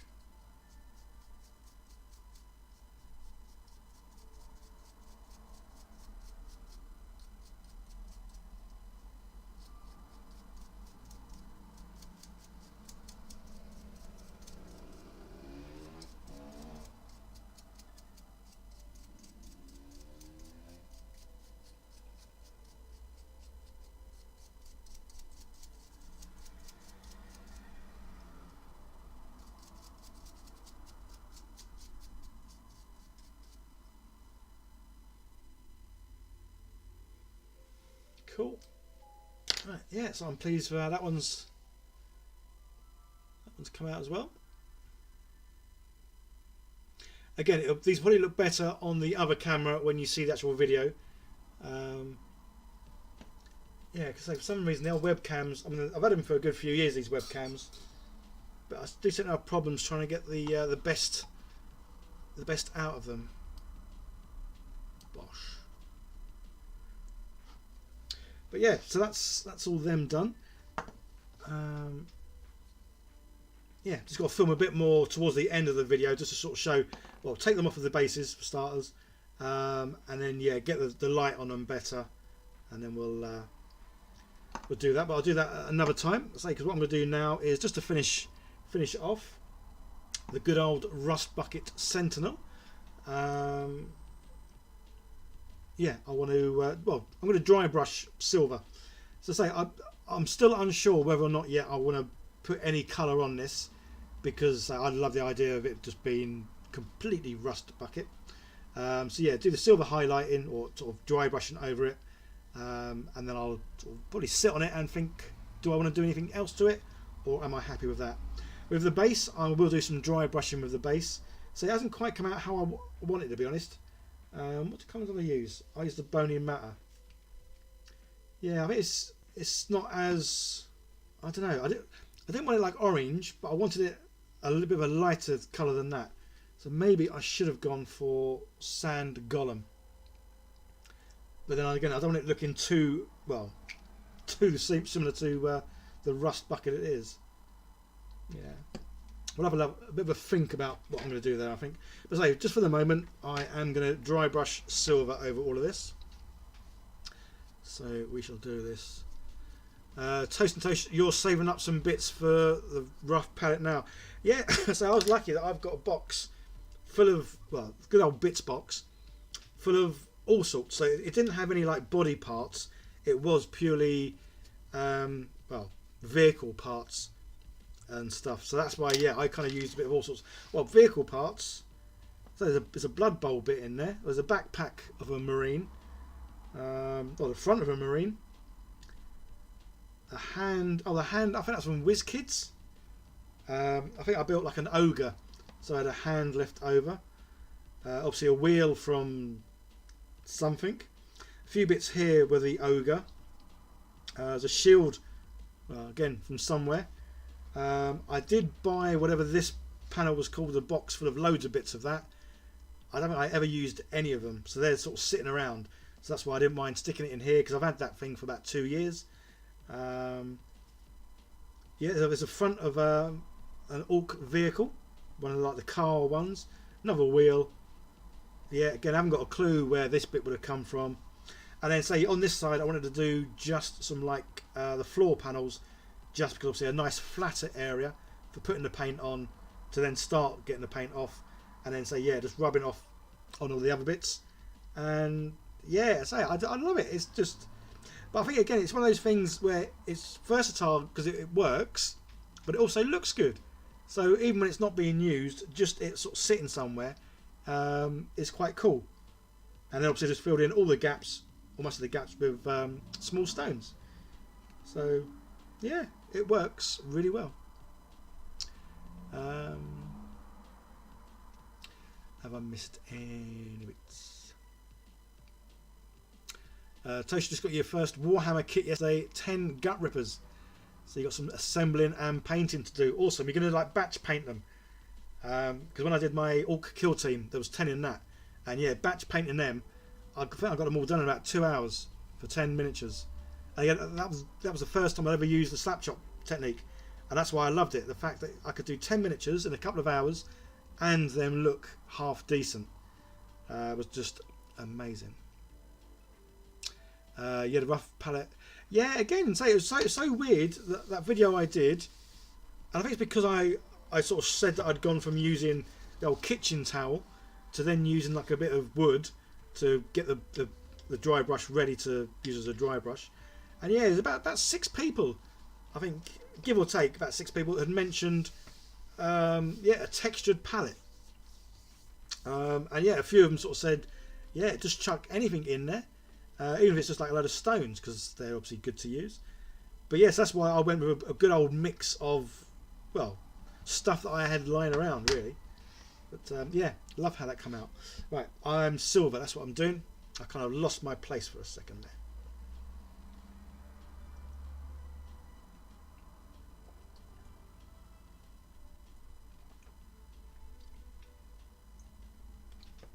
Right, okie dokie. A little bit of silver, and put some silver there, we'll put some more there, and then yeah, dry brush this sucker, and then I'm pleased with, yes, it's cool. This is probably the first live stream I've done where in my mind I've set myself some things to do, and I'm actually going to do them, because normally obviously live streams I do get very carried away with waffling and chatting, and I don't get much done. Although obviously I was very optimistic in what I wanted to try and achieve today, so I didn't set my heights too high, which is why obviously I've been able to accomplish what I wanted to get done today, which is cool.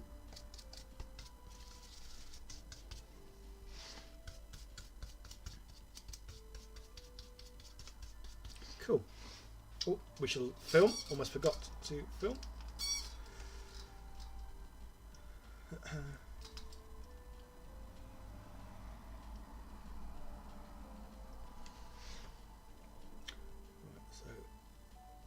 Just do a little bit of that, just to show that's what I was doing.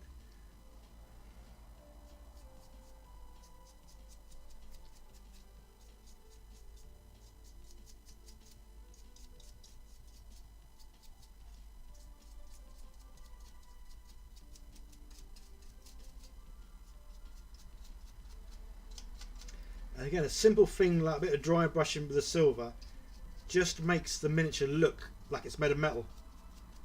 And that's the one thing I love about the painting, the fact you can make something look like it's made of something different, as in a different sort of material.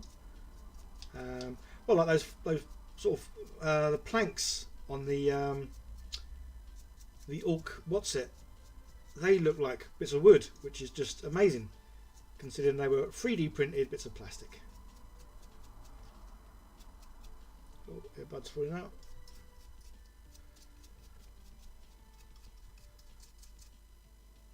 Cool, right, we'll stop that, and I think what we'll do, I might zoom in, get a real close-up bit.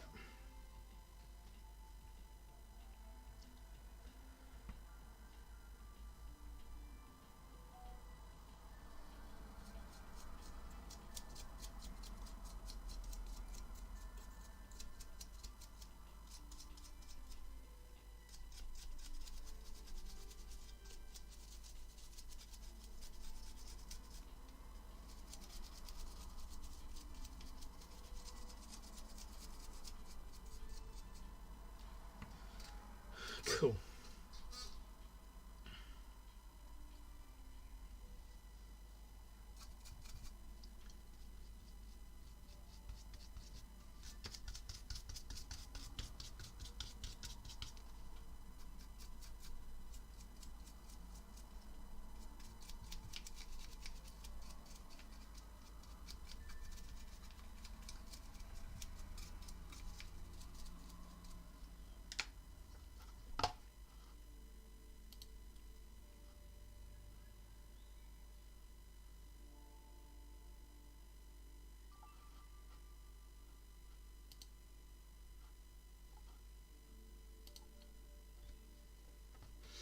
Cool, just checking something.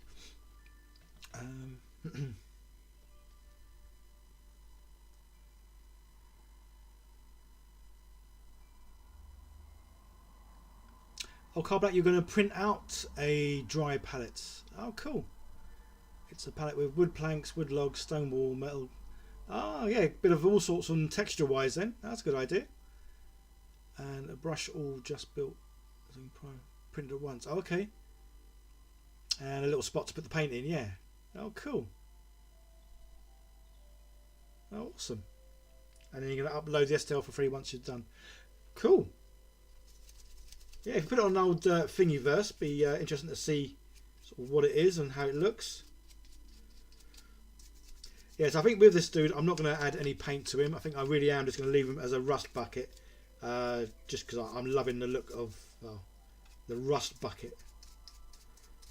So yeah, a bit of silver dry brushing just really does bring it back and make it look like it is metal under there.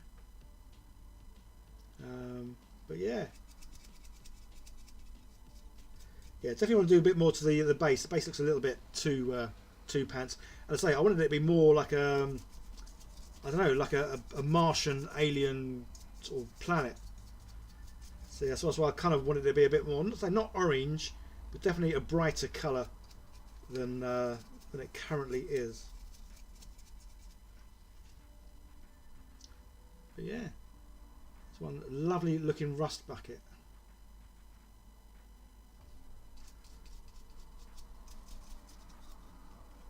Which is cool.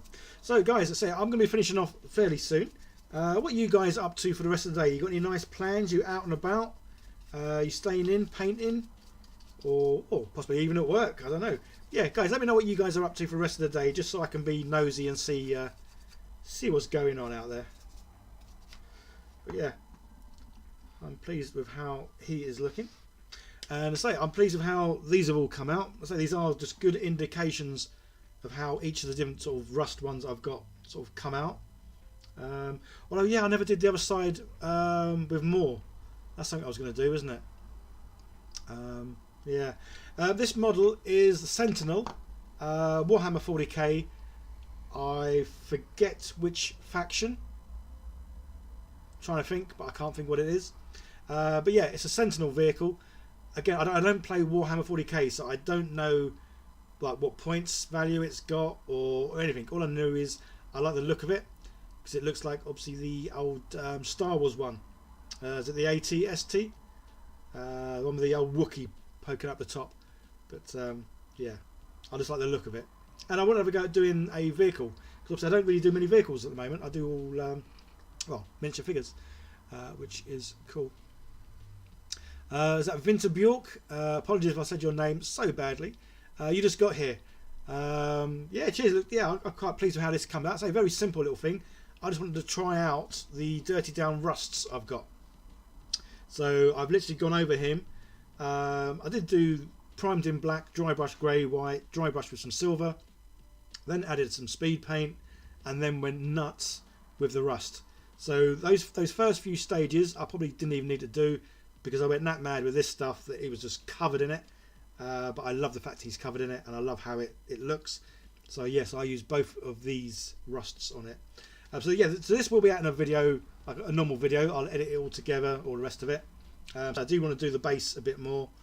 And so I'm sure I'm not going to add colour to it, but you never know. I might change my mind and think, oh yeah, I want to add some colour to make it look like the paint's sort of flaked off. But we'll see. I don't know. Yeah, and then there'll be, say, an even shorter video just showing these barricades and the difference in and how the rusts look. And basically say it's just how easy it is to get such a good looking rust effect. So obviously with these as well, if you were doing these, you would then add a bit more colour again to whatever it is you're painting to make it look like it did have paint on it, but the paint was flaking off and the rust is coming through. But say for me, it was more so I can see just exactly how rusty it can look. So these are just a bit of glue on these. I have got some basically that's like glue remover. So rather than just trying to snap these off, which I'm sure they would come off fine, this debonder is great stuff. Just put loads of it on there, leave it 5-10 minutes, and then it will just pop off nice and easy.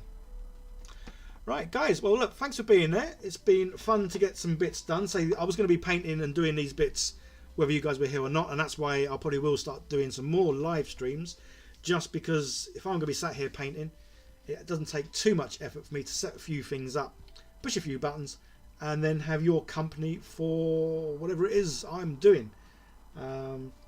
Yeah, so that's why when I do live streams, I'm not going to have like a set day, set time all the time. They are going to be as and when. But say for me, the best sort of days and times probably are Tuesdays and Thursdays, kind of like midday for sort of 3, 4, 5 hours. Say Tuesday evenings is when I play Kill Team, so definitely won't be doing any live streams then.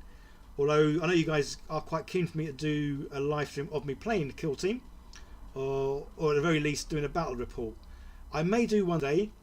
I mean the thing is, say me and my mate play, we both kind of learn and taught ourselves. So as much as we do play by the rules, there's some rules that we maybe make up on our own. I'm not sure.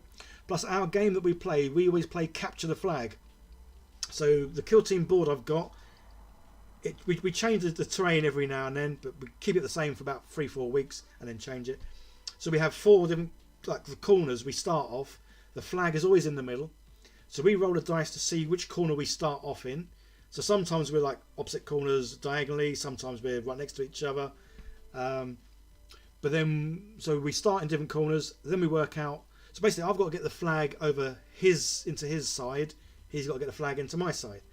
So that's why, say, we play a bit differently from the other way people play it, because obviously rather than having like markers to try and take over, yeah, we just do capture the flag. So the person can actually pick the flag up and then they run with it and try not to get shot.